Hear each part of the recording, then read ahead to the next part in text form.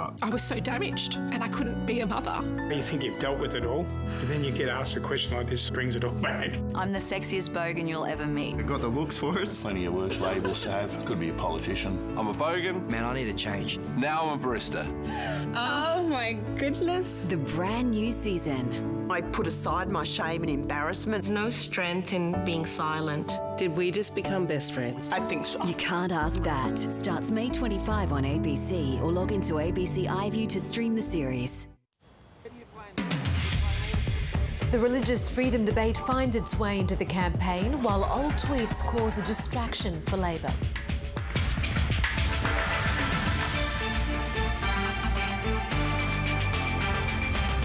The RBA's recent interest rate hike thins the herd at weekend auctions. Ukraine on alert with a looming Russian holiday seen as an omen for increased attacks. And an Adelaide training ground for local actors closing its doors, unable to recover after COVID.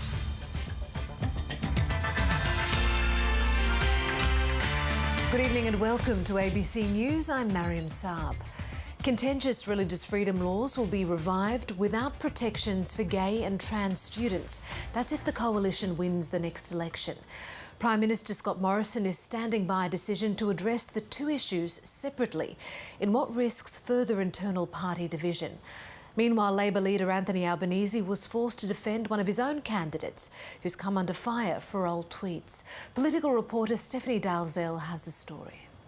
You're going to kick the balls in the goal? Yeah. Is that the plan? Yeah. On the offensive, Scott Morrison was in the ultra-marginal Perth seat of Cowan. Defended by Labor with a slim margin of just 0.9%. You like playing soccer? Yeah. No. The Prime Minister came to WA armed with cash to splash. $20 million for cellar door tourism and $30 million for a local pool in the marginal electorate of Pearce. A pledge which might sound familiar. Hi, I'm Christian Porter, and all kids in our community need to learn how to swim. Last campaign, the same pool was given money from a $150 million fund meant to support female sport. Instead, 80% of the money was plunged into swimming pools in coalition seats. Well, that's a tough way to start. The ghosts of Parliament's past continuing to haunt Mr Morrison elsewhere. The Prime Minister confirming the religious discrimination bill that divided his party earlier this year won't be introduced alongside additional protections for gay and trans students, against the wishes of some moderates in the party. That'd be a function of being able to deal with the other matter first. Anthony Albanese sandbagging the culturally diverse Western Sydney seat of Parramatta last night, beside two candidates parachuted into their posts over locals with diverse backgrounds. I've been talking to the local people, I've been presenting my plans for Parramatta. He'd love to be the next Prime Minister, wouldn't he? That's the plan. Today, travelling to Launceston, where he announced $20 million for clean energy projects and jobs at a campaign rally. And held a short press conference defending controversial decade-old tweets from Tasmanian Labor MP Brian Mitchell about female incontinence. I'm sure that Mr Mitchell regrets that, and it's not appropriate. Another day light on policy, but heavy on local announcements, with both leaders honing in on marginal seats. Scott Morrison and Anthony Albanese will close the fourth week of the campaign, facing off during a televised debate, kick-starting a frenetic fortnight of targeting the undecided, who, according to party insiders, are up to 1/4 of the voting population. Stephanie Dalzell, ABC News, Canberra.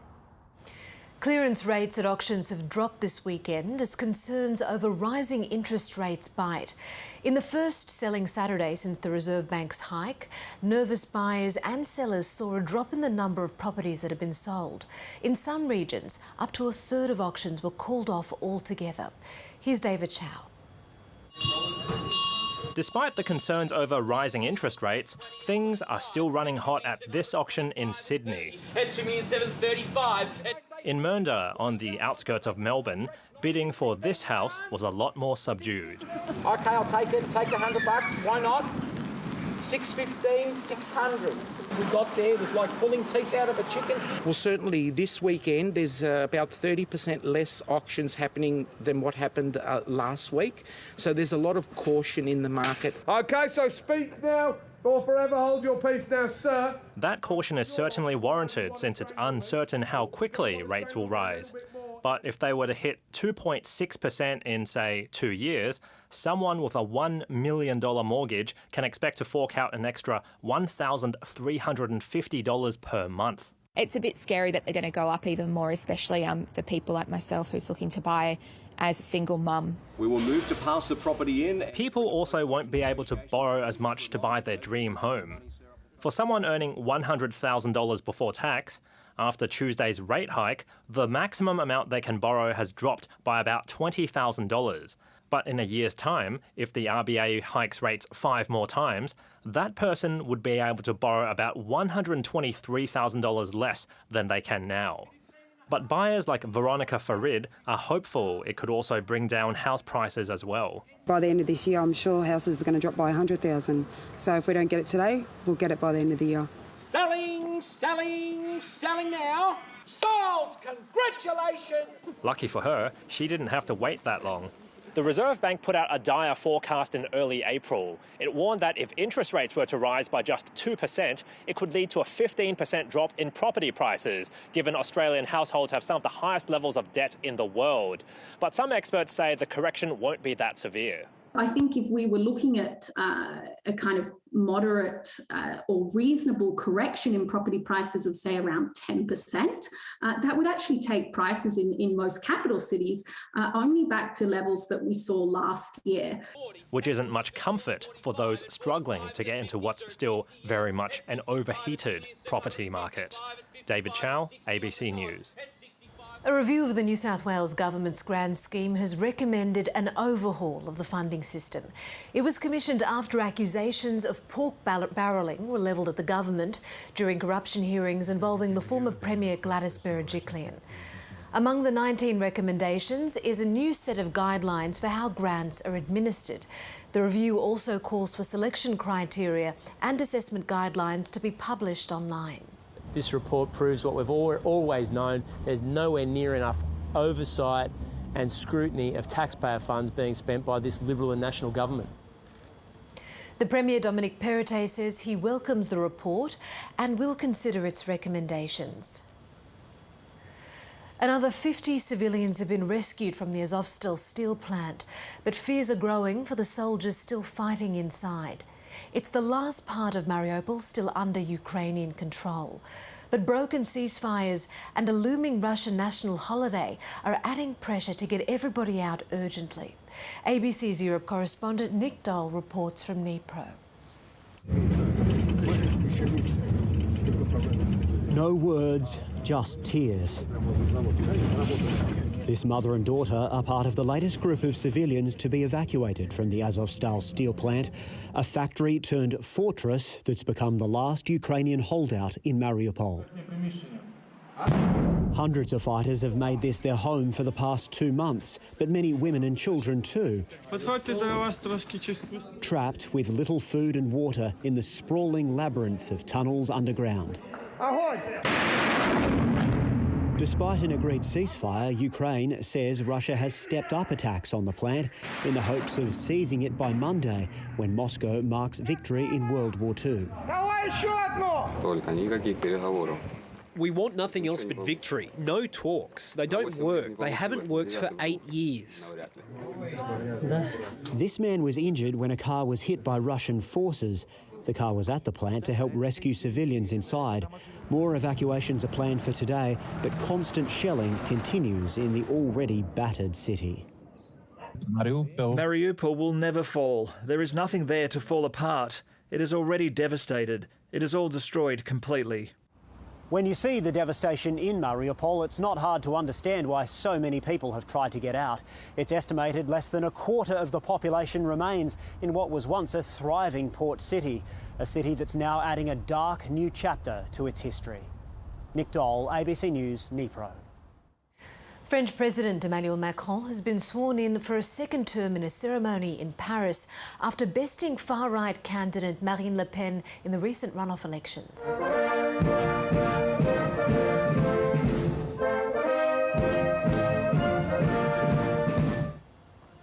The service, without the pomp and ceremony of previous years, was attended by former presidents Nicolas Sarkozy and François Hollande at the historic Élysée Palace, the president's official residence. The first president to win a second term in over 20 years, Emmanuel Macron now faces National Assembly elections.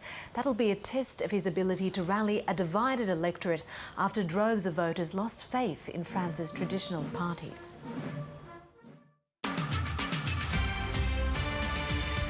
A shooter is on the run after a man was targeted in Melbourne's western suburbs this afternoon.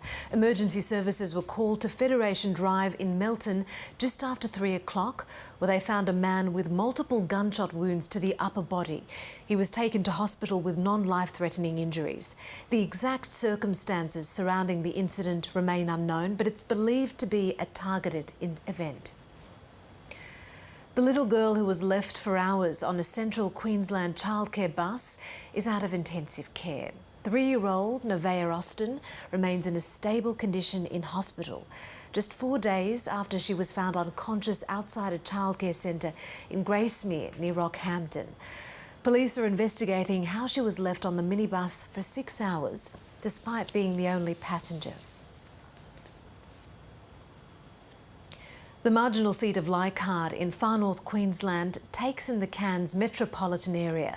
It's currently held by Warrenench on a margin of just 4.2%. Over time, Leichhardt has generally been a Labor-held seat, but in recent decades, it's become something of a bellwether electorate. Many in the diverse region are doing it tough. They're dealing with the pandemic's damage to the tourism industry, cost of living pressures, and the impacts of climate change. Indigenous Australians have long thrived on the islands of the Torres Strait, but rising sea levels and extreme weather are putting their way of life at risk. They're a sacred place, burial place, that are being washed out due to the rising sea level. It's one of the issues on the minds of voters in Leichhardt, a sprawling marginal seat covering the northernmost parts of Australia. We need to see our government take action, real action, because we feel we're already vulnerable. Cape York grazier Emma Jackson says road access should be a priority, with remote communities cut off every wet season. The department are investing in the road and upgrading it to a better road and sealing it, which is fantastic. Probably needs to be done quicker. Access to healthcare is critical too. RFDS are our lifeline. I have used them many a time for myself and my family. If we didn't have RFDS, I guess my question is, who would we have? Further south in Cairns, the tourism industry is still recovering from 2 years of international border closures. Roderick Rees is recruiting extra staff for his whitewater rafting business, but a housing shortage is a challenge. There's nowhere for these people to live. Our sales directors, our rafting supervisors, our operations managers, all these guys need to move into houses with their families. This diverse seat is held by the Liberal National Party on a margin of just 4.2%. So it's been receiving plenty of attention, with both the Prime Minister and the opposition leader making the long trek north during the campaign. The incumbent, Warren Ench, has held the seat on and off for 20 years. He says he understands cost of living pressures. It's going to take time. I think that anybody that suggests that you've got a holy grail or a magic silver bullet to fix it, it doesn't exist. He's up against Labor's Allied of Faith for the second time. These are exactly the same issues that I heard 3 years ago, and again we have seen the Scott Morrison government do absolutely nothing. Leichhardt is a long way from Canberra, yet the seat is often won by the party that goes on to form government. Christy Sexton McGrath, ABC News, Cairns.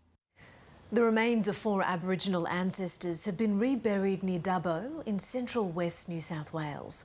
A burial ceremony was held at the Wellington Caves after the remains were repatriated from the Australian Museum.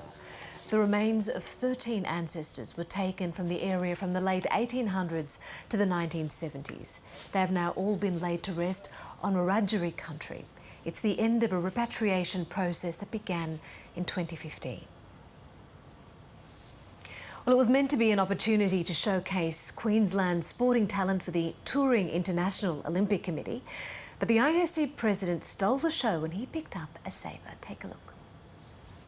An old hand facing off with the future of fencing.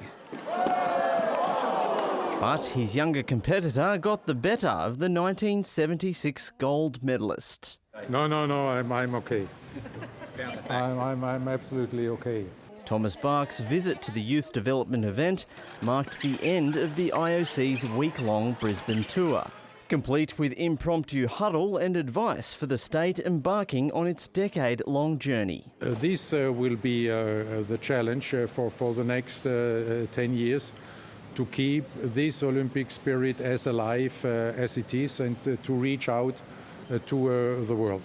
The delegation dismissed suggestions the city isn't ready to step up to the Olympic plate. After what I saw today, I don't think you have anything to worry about. I know we've got 10 years, but it's such a great foundation. But a key piece of the project is still missing: the CEO of the Brisbane Games Organising Committee. We want to get that in place, but we also want to do a worldwide search and get the best person.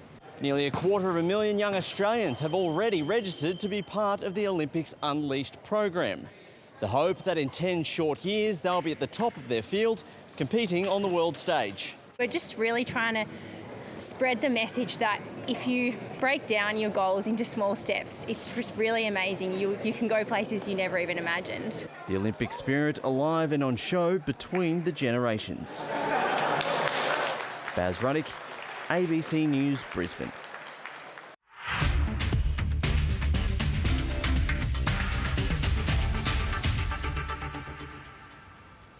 The Gold Coast Suns have beaten Sydney by 14 points in an upset at the SCG. Adam Goodes joined former teammates before the clash to celebrate the Swans' premiership a decade ago, but it wasn't enough to inspire the Swans.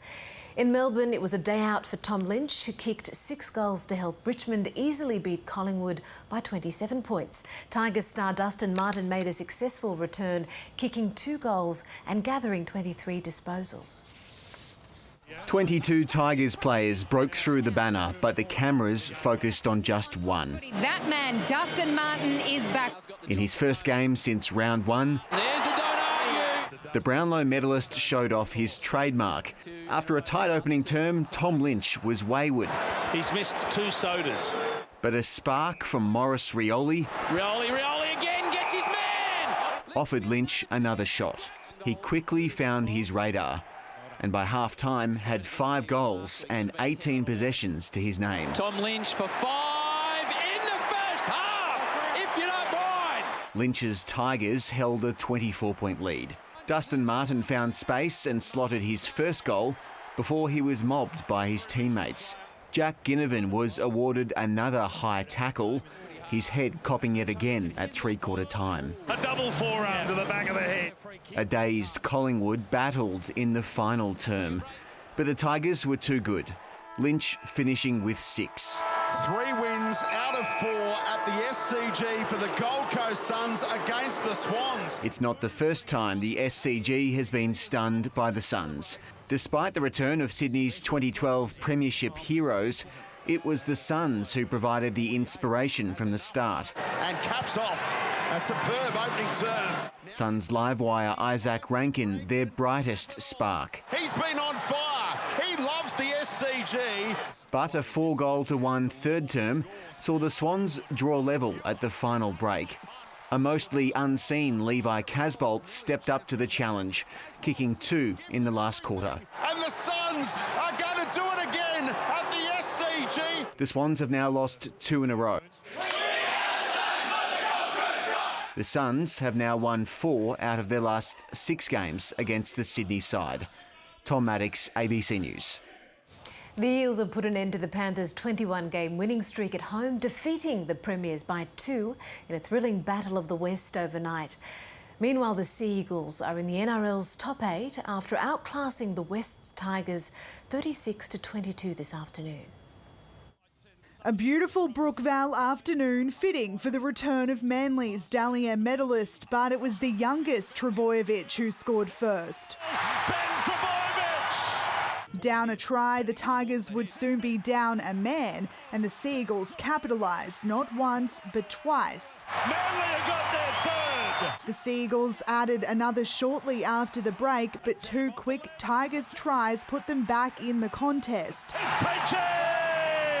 But Manly were determined to put the result beyond doubt, scoring 3 more tries to win by 14 points. Brilliant play. Garrick scores in the corner. Streaks were snapped in Penrith last night as the Eels put an end to the Panthers' run of 21 straight wins at home. Back-to-back tries against Penrith. That is so rare. It's 9 years now. I think it's the proudest I've been in my time at the club. Parramatta should have been up 10-6 at the break. That's got to be a late knock-on that's been missed by Jared Sutton, which resulted in a Penrith try 2 plays later. So we had a tough call going into half-time, but we come out and, you know, there was no chat about that. Instead, the Eels muscled up in the Battle of the West to prevail by 2 points as Panthers coach Ivan Cleary watched his side lose their first match this year from hospital. He got it obviously cleaned out today, his knee, so he had the operation. He was still hopeful that maybe he could come. Earlier, the Raiders ended their 5-match losing streak with a 14-4 win over the Bulldogs. he sells the candy and goes all the way. Matt Frawley. But the win was soured by a shoulder injury to veteran Jared Croker, who in game 292 had only just returned to the side. Not sure how bad it is, whether it was dislocated or popped out or whatnot. Jessica Stewart, ABC News. The Brumbies have solidified their Super Rugby Pacific top 2 standing, beating the Chiefs 38-28 in this evening's clash in New Zealand. Earlier, the Waratahs secured their first win in New Zealand since 2015, beating Moana Pacifica 26 points to 20 today in Auckland.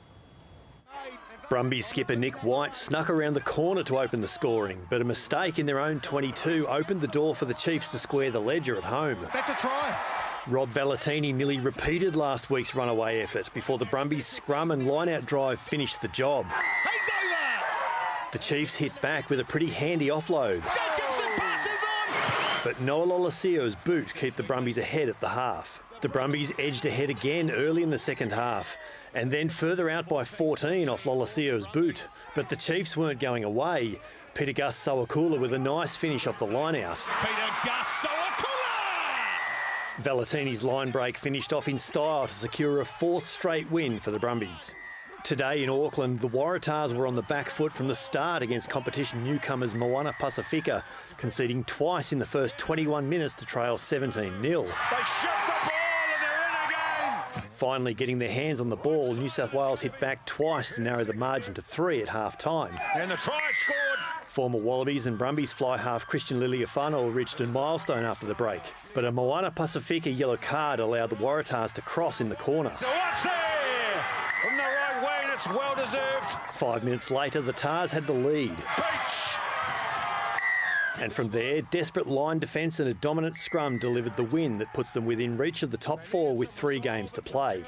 Last night, the Queensland Reds got out to a 19-13 lead over the Highlanders midway through the second half in Brisbane. But they couldn't stop the fast finish from the men from the South Island, who scored 2 converted tries in 6 minutes to hand the Reds their 3rd straight loss.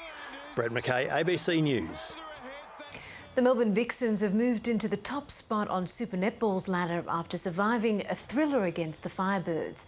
Without their head coach, though, due to COVID, the Vixens found themselves trailing by 4 at the half-time. The deficit pushed out to 8 at one point, but the home side fought back to prevail by 2 points. Just listen to the crowd here at John Cain Arena. How happy are they to see their Vixens get the win today? It was a heartbreaking loss for the Firebirds, who remain 3rd on the ladder for now. An Adelaide institution is closing its doors after nurturing local theatrical talent for 24 years. The Bakehouse Theatre is one of several smaller venues reaching their final act as the arts sector tries to emerge from the pandemic. It's a Friday night on Angus Street and Peter Green is opening up his second home for one of the last times. Inside, actors go through their paces before the show begins. This is the final curtain call for the Bakehouse Theatre. I think the emotions are probably going to start pouring out. And then after that, I guess we'll be wandering around trying to clear up everything in this place. The end came after the nearby Life Church refused to extend its lease. And it'll be even more real when some of this stuff starts to go. I've got no idea how we'll feel about it after that. Hey, you know where the Ford is? Hundreds of shows have graced the 86-seat theatre since the 90s, giving actors the chance to be noticed by the public and professional companies. They all came to see a lot of the shows that we had here, and a lot of the actors who started out here worked in State Theatre and other places, that kind of stuff. It's such a great grounding. It's an uncertain time for city entertainment venues. 3 years ago, La Boheme shut down, while this historic Grove Street building, which houses another performance space, Diverse City, is up for sale. No business environment is ever good when it's, in flux, ever. And so it's more difficult to book an artist when a building is up for sale because they want to, are you going to be there? What does it mean to my show? Diverse City hopes to continue there under its 10-year lease, but the reduction in the number of affordable venues may result in less diversity in the city's performance culture. It's very sad, of course, and our audiences do seem very fond of us. We can't afford to lose one, but we are. There's nothing we can do about it. Bakehouse Theatre's final season was a sellout, showing there is a market for niche city theatre. Matthew Smith, ABC News, Adelaide.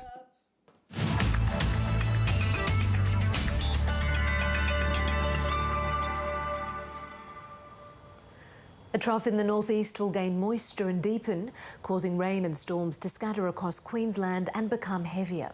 A high will cause brisk winds to ease and showers to clear in Victoria, Tasmania and southern New South Wales. It will clear much of the rest of the country with dry winds.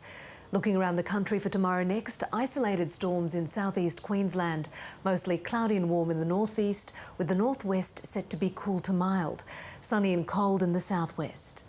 In New South Wales and the ACT, clearing showers and cool in the northeast, mostly sunny and cool in the southeast and west, with early snow in the Alps.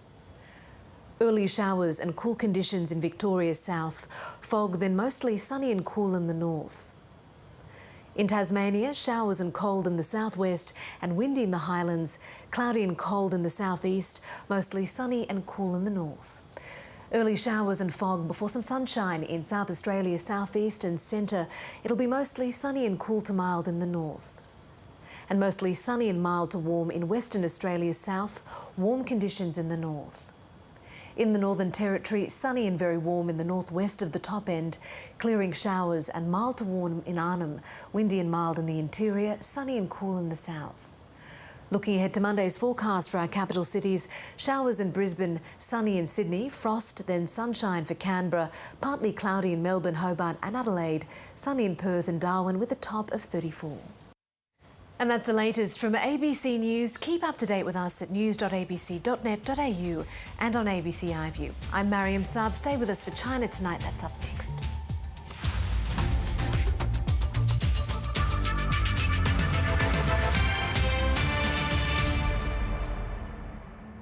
Don't waste your life surfing and smoking pot with a bunch of hippies. I know guys in Australia who make customized wetsuits and surf trunks who make it work. Setting alight a national service uniform in an advertisement for surf brand Lightweight. Men died for that uniform, mate, and you just bloody set it alight. Do you know what the street value of that little packet is? I need the money. Just walk away. Barron's. Log in to ABC iView to stream the series. Liam, this is Andy, and he's the father of our child. Welcome, the love of my life, but also now very old. We've been neighbours for years. And yet I barely know you. Sometimes life just happens. I'm having my baby. It arrives. We can't go on like this. I know. And you just have to deal with it. Go find yourself. I feel like a therapist. You make a terrible therapist. There's a whole part of me you've never seen. Life. Tomorrow, ABC TV and ABC iView. Tuesday. Justice Opaz was shot with a .22 caliber weapon. A must-see true crime series begins. There's some people who are so disturbed by marriage breakdown, they seek revenge. How did an abusive husband get away with murder? I gotta run, or else he's gonna kill me. For more than 30 years. This series of crimes is unparalleled in Australian history. The Family Court Murders, Tuesday 8:30 on ABC TV and on ABC iView. My fellow Australians, right now everyone wants to buy your vote. So we're back to show you how your democracy is being sold and bring you all the inside information of how the pollies are trying to spin it to win it. Join our panel of experts, insiders and me, your election guide, Will Anthony Green. Gruen Nation, Wednesday at 8 on ABC TV and ABC iView. Spoken by Will Anderson and the voiceover guy who has to do this bit as fast as possible.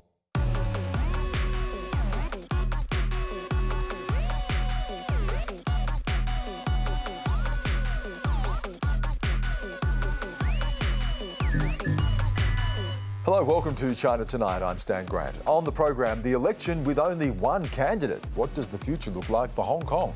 And the sophisticated ways the CCP is silencing critics overseas. I've been cyber attacked and my internet got hacked.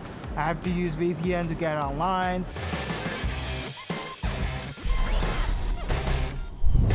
But first tonight, when you think of football, the world's game, you might think of Brazil, Italy or England, but probably not China.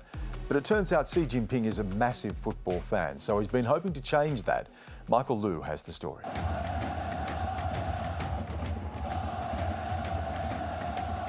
Football fever is real in China. 40,000 tickets to the last men's FIFA World Cup went to Chinese fans. Chinese companies fronted a third of total sponsorship dollars, and the Chinese men's national team did not even qualify. Every industry in China has been to Russia for the World Cups, except the Chinese national team.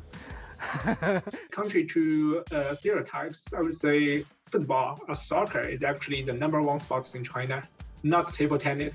In fact, the country has a long history of football fandom. Just like me, Chairman Mao was a goalkeeper and was definitely football crazy.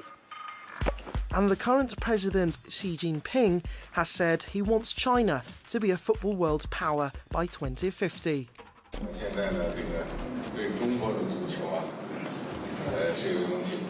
The idea to boost China's global image. Xi has spoken about long-term goals of qualifying, hosting and even one day winning the World Cup. If Chinese government could improve it, develop it into a major superpower in the world, it could definitely boost the confidence of Chinese people. The government even published a 50-point roadmap in 2014 to help execute this goal. They asked the local education bureau to invest more resources into, for example, building infrastructure for kids who play football. With the launch of the football stardom strategy, the buzz around China's local men's league grew. Private companies were excited to invest money, lots of money. In 2016 to 2017, the Men's Chinese Super League became the world's biggest football spender.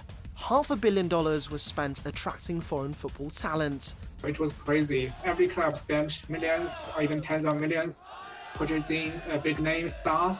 One of the biggest contracts was for Brazilian star Oscar for $89.1 million.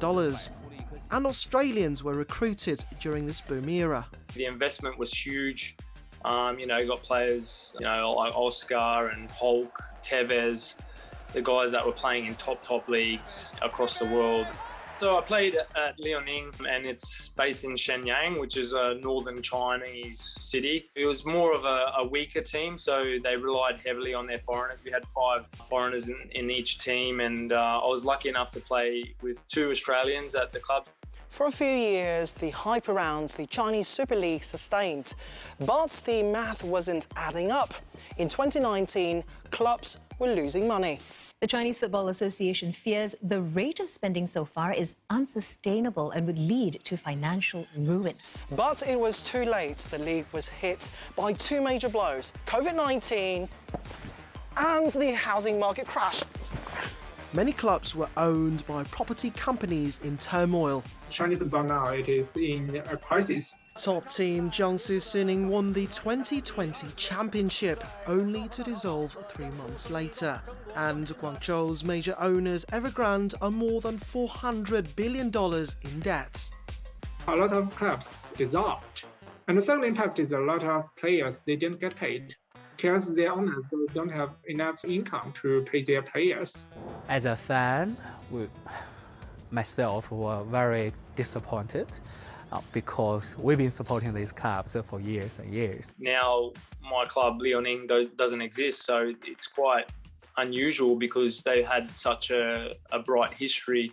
And it's hard, you know, when you played for a club that doesn't exist anymore. Despite these struggles, there were still hopes the national team would qualify for this year's Men's World Cup in Qatar. Shot from distance, what a goal! China lost to Vietnam 3-1. That's the first loss to Vietnam in the history of very first loss. So the team did not qualify. The men's side is currently 77th in the FIFA men's football rankings. I would say Chinese football in China is almost equivalent to failure to Chinese people, although it's quite popular and it catches a lot of attention. If you want to build a superpower in men's football team, you need a whole system. You need a football culture. We have to sort of start planning for the young kids rather than spending millions money just on hiring overseas players.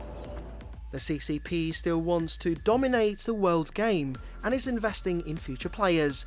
They say 27,000 schools feature football education and 27 million kids are playing football at least once a week. As long as they treat this as a long-term project, keep investing on the right way, I'm sure that we'll get a great result.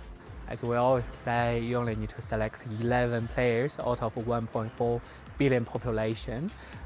There's always a chance. So, maybe not all hope is lost.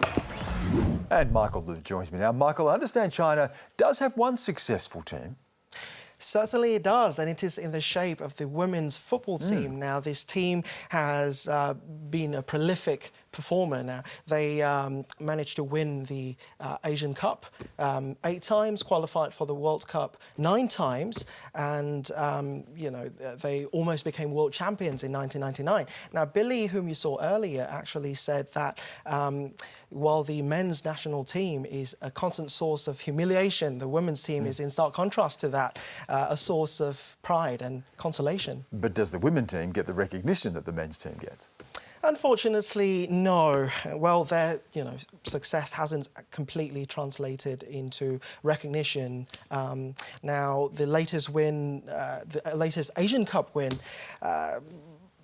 caused great celebrations on the internet, but at the same time, these celebrations transformed into a public outcry by netizens calling for better pay, better coverage of the Women's League, and also calling out many sexist articles focusing on the dating life of the footballers rather than their professional qualities. But hopefully, with the recent success, things could change. Indeed. Michael, thank you. Cheers. And now for the latest news out of China. And joining me is Yvonne Yong. Yvonne, while COVID cases might be stabilising in Shanghai, officials in the capital Beijing introduced new restrictions over the Labor Day holiday. Hi Stan, yes, the 5-day holiday period is normally one of China's busiest for travel, but not this year. The restrictions in different parts of the country mean airports have been pretty quiet, while officials recorded only slightly more than 60 new cases in Beijing over the weekend. Residents will now need a negative COVID test to enter public buildings and residential compounds. 我们要去找一个咖啡馆或者是这个其他的安全点的地方办公，因为这个核酸还没出结果，还是有一定影响啊。 And restaurants in the city have been told they can only serve takeaway. 是你看到一个以前拥挤的城市，现在是空旷的，然后你就会不自觉地想到这些人会怎么生存。然后我感觉到是一种很压抑的一种情绪吧。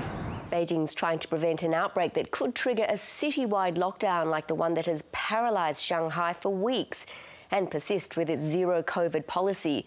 The measures saw China's economic activity contract sharply in April, with factory output at its lowest in 2 years.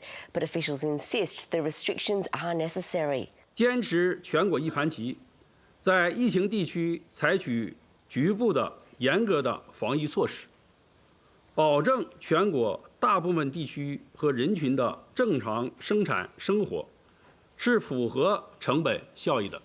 And a residential building collapsed in Hunan province on Friday. Yes, rescue workers in the city of Changsha worked through the night, managing to pull 5 people alive out of the rubble on Saturday morning.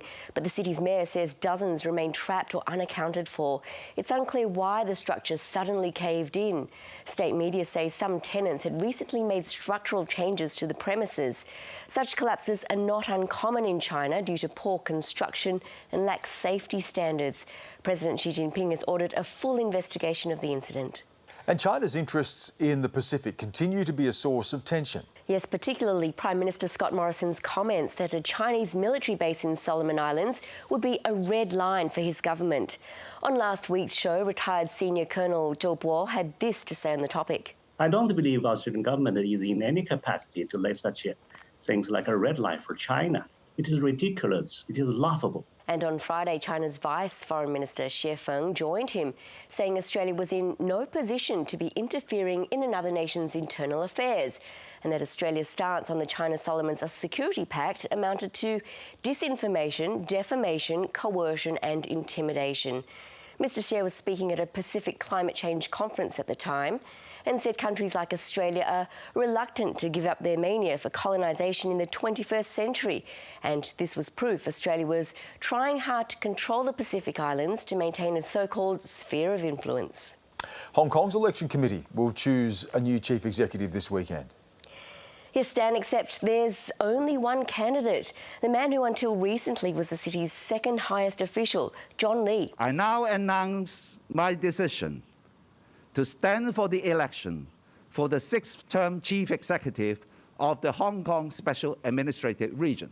This decision is made out of my loyalty to my country, my love for Hong Kong, and my sense of duty to Hong Kong people. The election will essentially be a rubber stamp. Lee, a former police officer, will take over from Carrie Lam, who last month announced she would not be seeking a second term. 我都同大家講過啦，我屋企人呢係我最優先係要考慮嘅嚇，咁佢哋認為呢，我都係夠鐘呢要翻屋企咯。 Selected in 2017 by an election committee stacked with pro-Beijing loyalists, Lam was Hong Kong's first female chief executive and one of its most divisive leaders. During her time in power, Beijing tightened its control over the former British colony and cracked down on political dissent. When hundreds of thousands of protesters took to the streets in 2019 to demonstrate against a proposed, then withdrawn, extradition treaty with the mainland, Lam insisted she was not selling out to Beijing. 話我賣港，我點樣去賣港？我喺呢度土生土長，我同所有香港人一齊喺呢度成長。我對呢個地方嘅愛。 A controversial 2020 national security law outlawing secession, subversion and collusion with foreign forces led to the arrest of pro-democracy activists and opposition figures. Police raids led to the closure of news outlets including Apple Daily and Stand News, and journalists were arrested or fled abroad. And draconian COVID regulations sent COVID-positive Hong Kongers to isolate in quarantine camps, separated children from parents and put pressure on the health system, especially for the elderly. Meanwhile, the population is shrinking fast. Hong Kong's Public Opinion Research Institute says almost a quarter of the territory's 7.4 million residents plan to leave. So what does the future look like for Hong Kong? Journalist and author Louisa Lim grew up there and has reported on the region for nearly 2 decades. She's been exploring the recent turmoil in her book Indelible City, Dispossession and Defiance in Hong Kong.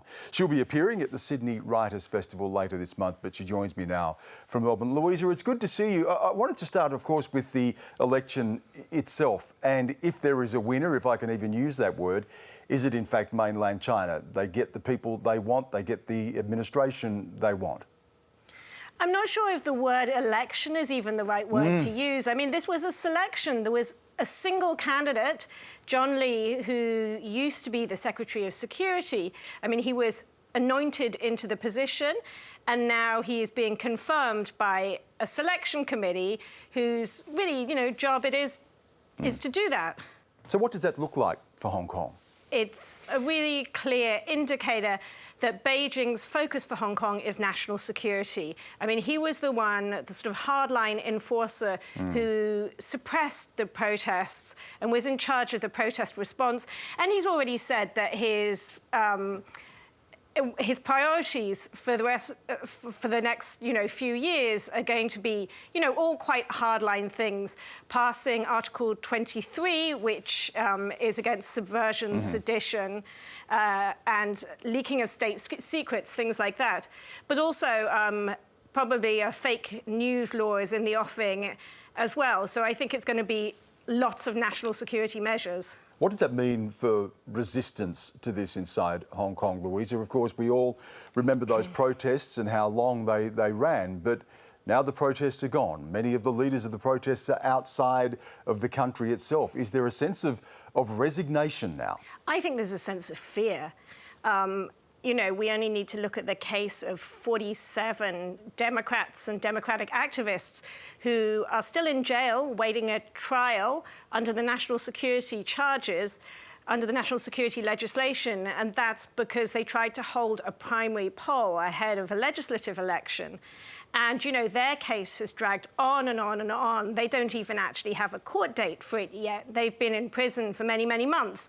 So I think there's a sense of fear, and that is compounded by the changes that are being talked about. The idea of the fake news law is going to go beyond news. Probably, it looks like there's talk that it could also regulate online platforms, Telegram channels, which was so important for communication during the protests.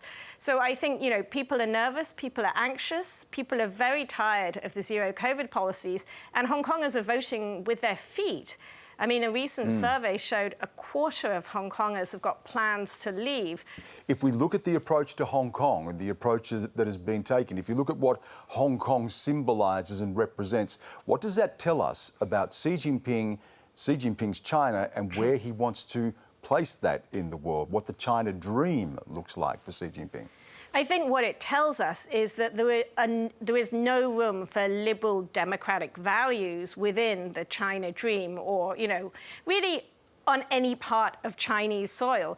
The agreement that China itself hammered out with Britain said that when Hong Kong returned to Chinese rule in 1997, its way of life would be preserved for 50 years. Now we're halfway through. It's 25 years since Hong Kong was returned to Chinese rule. And we see that agreement is completely it's been bulldozed. China itself has just declared that it's not valid. And all the things that Hong Kongers really valued, like the independence of the judiciary, a sort of neutral civil service, all of those kind of things have been swept away in the reforms and the overhaul of the system that's happened since. You write a lot in your book about this and about the Hong Kong identity and the death of the old Hong Kong. I remember back then with the handover, and there was still this sense of optimism. We heard it from people like Chris Patten, the governor there at the time, that there was still a sense that China may in fact reform. Hong Kong would be able to maintain a one country, two systems and hold on to those values. Was that now naive in retrospect? Because even when you're writing about that in the book, there is a sense of mourning for something that is gone. Many people and lots of Hong Kongers really hoped that Hong Kong would be a model for China. China would move in the same direction as Hong Kong. The opposite has been true.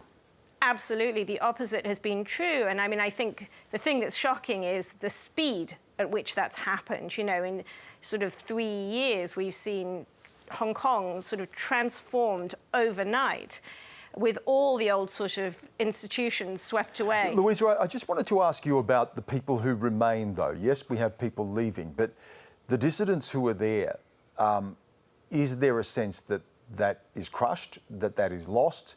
What sort of resistance can they continue to offer, if at all?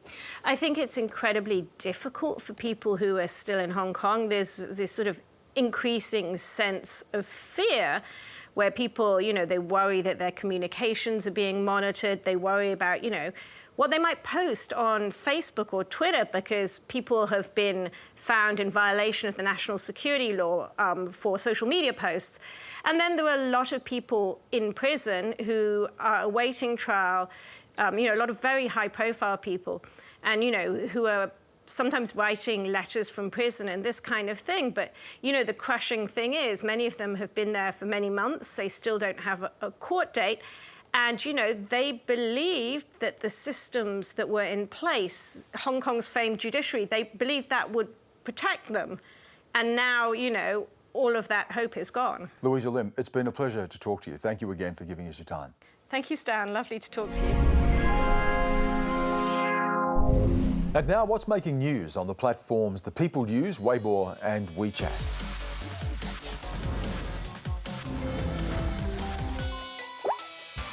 Yvonne, Olympic hero Eileen Gu was trending #1 on Weibo again this week. Yes, all because of this message she posted as she was leaving the country on her way to the US to study at Stanford University. Thank you, China. The freestyle skier won 2 gold medals for China during the Winter Olympics in February, but her nationality and identity have caused much debate. Eileen was born and raised in California by her Chinese mother, and she competed for the United States until 2019. Asked about her decision to start competing for China ahead of the Olympics, she'd said, "I'm American when I'm in the US and I'm Chinese when I'm in China." But her farewell post caused a stir among her 6.7 million followers on the site. If she was Chinese, she would say thank you, motherland. Obviously, she doesn't truly consider herself Chinese. Thank you, China sounds like an outsider. You can't expect someone who grew up in the US to speak Chinese like it's their first language. While the US allows dual citizenship, China does not, prompting some to ask if she had been granted a special exemption to compete for China. All I can say is the law only applies to the commoner. It's pointless to debate her nationality. She is willing to represent China. Winning a gold medal, these are her choices. And Weibo is changing the way it does business. Yes, the platform has started publishing users' IP locations on their account pages in a bid to combat so-called bad behaviour online. The announcement, posted on Weibo's official account, comes amid a push by Beijing to clean up the internet. For some, it prompted concerns. We have no privacy. But others were supportive of the measures. Everyone is responsible for what they say. I love this change. Next, they'll be making us use our real names. Thanks, Yvonne. Thanks, Dan. Weibo, which has more than 570 million monthly users, said the new settings have already come into effect and cannot be turned off by users. Meanwhile, China's censorship authorities are using increasingly sophisticated investigative software to track and silence critics overseas, including those living in Australia. Reporter Sam Yang has more.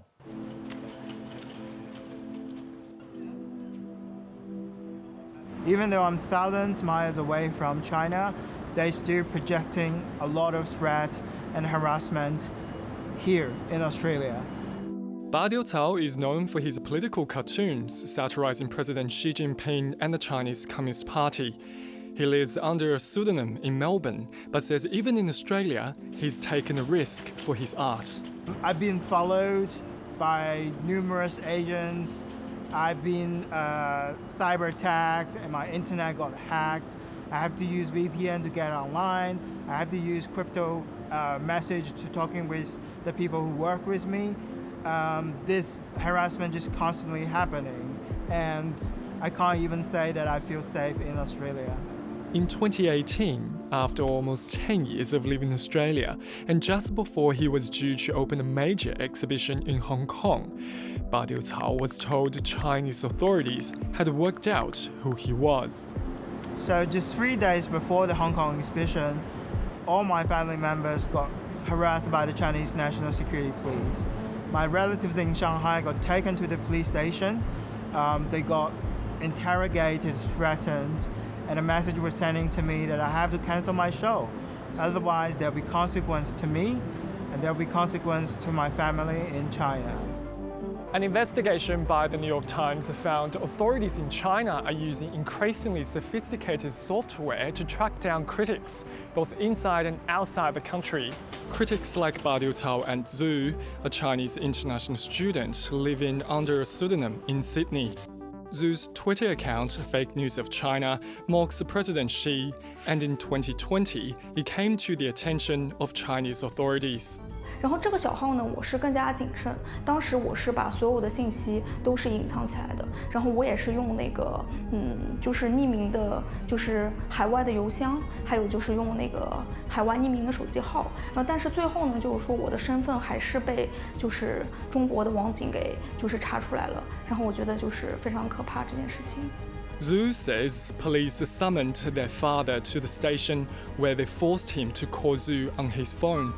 你这个推特发的这些东西是绝对不可以的。回国之后马上来找我。什么事吗？公安局来。爸爸，不是你这找我又找你来什么事啊？没什么事。好，再见吧。 就是特别的恐惧，我当时以为就是我要回国，就是进监狱了，所以当时就是发了一个视频，就是跟大家告别。 Analysts say the harassment of critics and relatives is all part of the party's campaign to drown out criticism. In the past, they spent most of their energy trying to manage what people inside China's sort of closed-off internet were saying. And in the last few years, they've switched and they're paying a lot more attention to what Chinese people are saying outside of China on social networks that are blocked inside of China. And this really coincides with a concerted effort by the Communist Party to try to take control of China's image abroad. It's a trend cybersecurity experts say has increased under President Xi. The Chinese Communist Party has been investing in censorship and suppression for years. Back in 2014, one of Xi Jinping's first actions as president was to establish the Cyberspace Administration of China, which basically functions as a means to oversee the internet and notably to censor online users. And since then, the government has reportedly spent billions of dollars on surveillance technology, which includes contracts with private data brokers and startups to purchase software powered by artificial intelligence. So how do Chinese authorities track critics overseas, even without their real names? The government can partner with private data aggregators that scan public websites, basically anything on the internet, even outside of China, and compile or scrape millions of posts, photos, and social media records. For example, the software can search for certain keywords like Hong Kong or Uyghur. China's Cyberspace Administration has hotlines to encourage citizens to dog on others. China's just getting much more sophisticated. They're using digital forensic tools to sort of track down and identify the accounts that they are concerned about, that they might be worried about spreading messages that the Communist Party doesn't like. And then they're going out and they're hiring people or they're dispatching their own people to do basically open source intelligence work. And in China, people are reportedly being prosecuted and jailed for online crimes, such as picking a quarrel, insulting the country or its leaders, or posting inappropriate remarks. Chinese government has passed laws that give it access to data held by companies that operate within China. So that's another huge resource, legal authority that the CCP has as well. For both Ba Diu-cao and Zhu, refusing to comply has come at a huge personal cost. They say there'll be no mercy, and everyone help me in Hong Kong will be in trouble as well. I have to make a decision that cutting my connection with my China so that the police cannot reach me via my family, so that my family become useless to the police in China. But this is just a the very harsh reality that I have to face. Zhu says they've had no contact with their father since the call with police.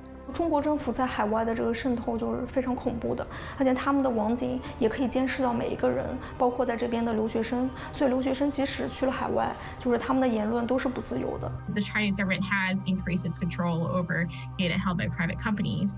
And the scary part is that the surveillance is very widespread and it's not very transparent. As China's influence grows, the highly valued freedoms of dissidents living overseas appears to be shrinking. A lot of galleries are worrying that if they represent me, showing my work, then they'll be in trouble because they will be no longer having access to the Chinese market on contemporary art buying. And also a lot of venues, even like NGVs, would censor me because they're worried that once they collaborated with me, they will ending their collaboration with the Chinese government on another China-related project. Those venues, organizations supposed to be the defender for the freedom of speech, supposed to helping and protect artists like me. China Tonight reached out to China's Ministry of Industry and Information Technology for comment, but did not receive a response. That's all for this week and this last episode in this series of China Tonight. At the end of May, we'll bring you a new show at this time, India Now, hosted by Mark Fennell. We'll explore everything that makes India and its neighbours the region to watch. I hope you'll join us for that. And we'll see you back here in July with more China Tonight. I'm Stan Grant. Have a great night. The election campaign sees the resurrection of the religious freedom debate and a social media headache for Labor.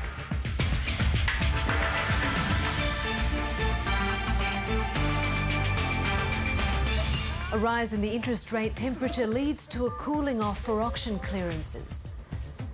Warnings in Ukraine that a looming Russian holiday may be a red flag for more attacks. And a conservation program to bring a Victorian emblem back from the brink.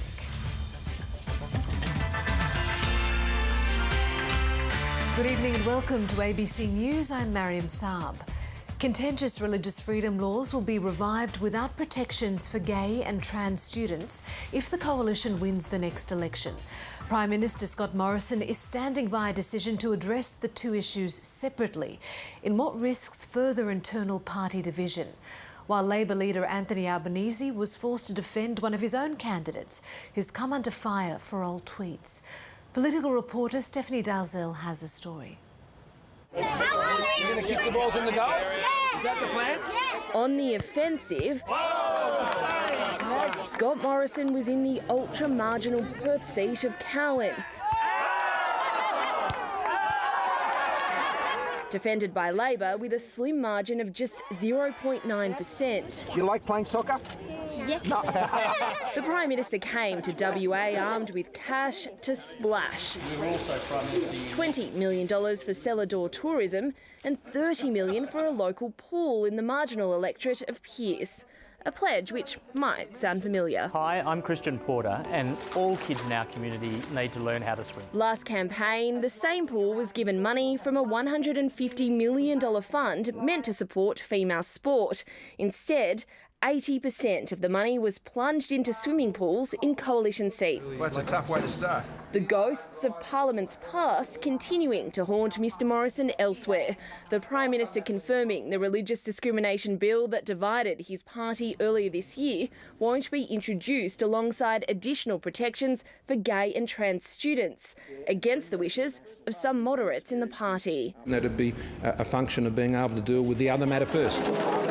Anthony Albanese sandbagging the culturally diverse Western Sydney seat of Parramatta last night, beside two candidates parachuted into their posts over locals with diverse backgrounds. I've been talking to the local people, I've been presenting my plans for Parramatta. He'd love to be the next Prime Minister, wouldn't he? That's the plan. Today, travelling to Launceston, where he announced $20 million for clean energy projects and jobs at a campaign rally.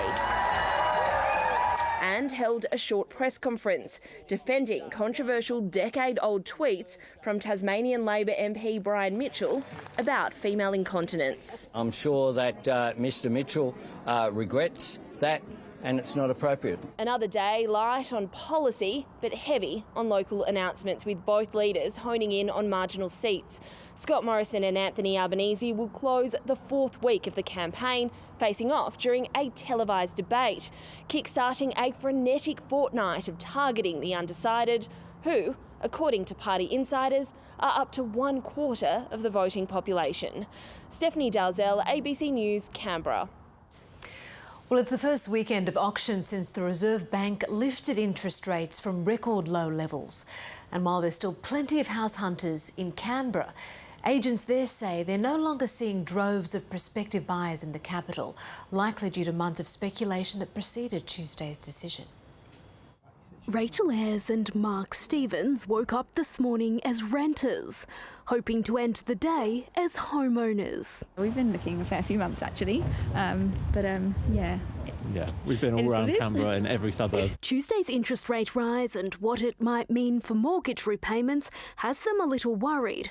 But they figure leasing isn't getting any cheaper either. It is what it is. And I think the rent prices are going up as well, so yeah, so we've been renting for a few years, so obviously we want to get ourselves in a property to try and bring some money back to ourselves rather than spending it on rent each month. Their search has brought them to this 3-bedroom townhouse in Stirling, where they placed the first bid at auction. Bid number 4 at 850. Wish you the best of luck. There's just one other couple bidding. 910. Agent Sean Rogers says registrations at auctions have been gradually declining for months, possibly due to the anticipation of Tuesday's interest rate hike, whereas last year you'd have 8, 9, 10, 12 on pretty much all types of different price points. But he says fewer buyers has not meant falling prices yet. I don't think in Canberra we'll see a massive effect straight up. Obviously with the high public service population here and employment is quite strong. It's more about the numbers we're having registered and the number of buyers rather than prices at this stage.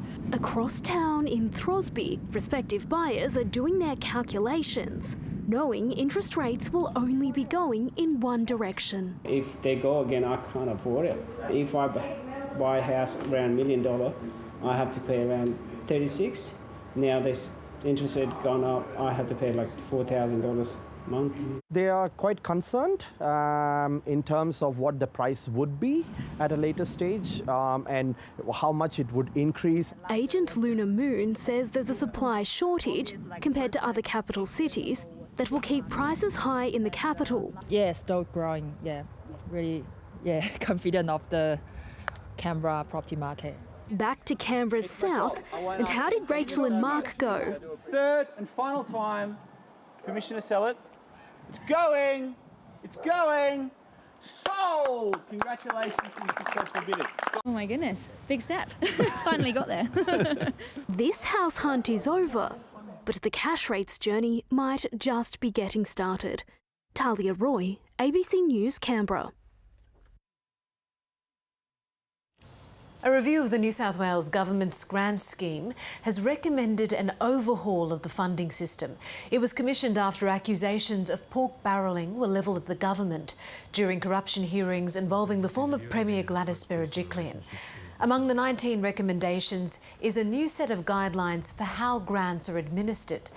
The review also calls for selection criteria and assessment guidelines to be published online.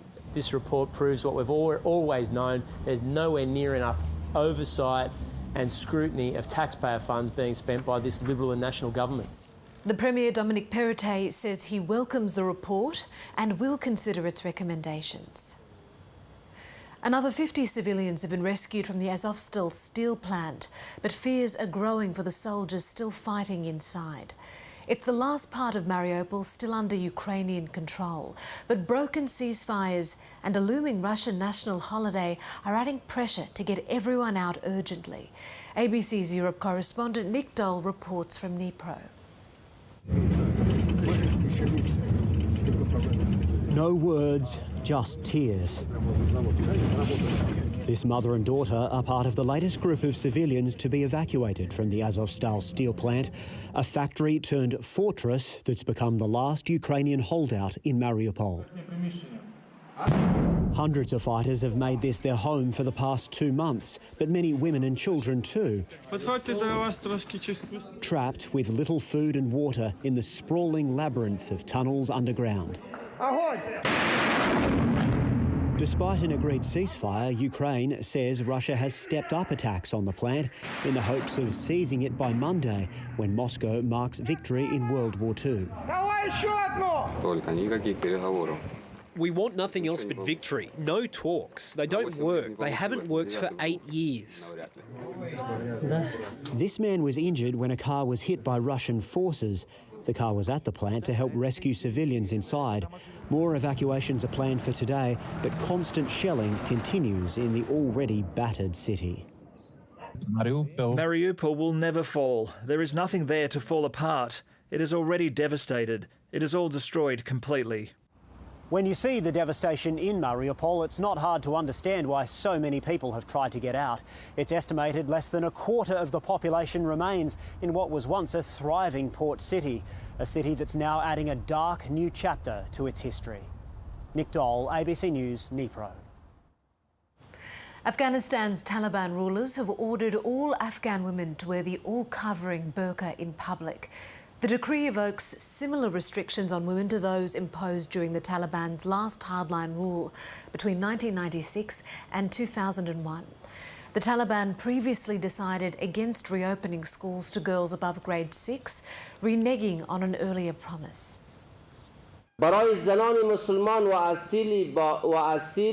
The burqa, which has been part of our country's tradition for centuries, is the best choice for the hijab. It should not be too tight or thin enough to reveal the body. French President Emmanuel Macron has been sworn in for a second term in a ceremony in Paris after besting far-right candidate Marine Le Pen in the recent runoff elections.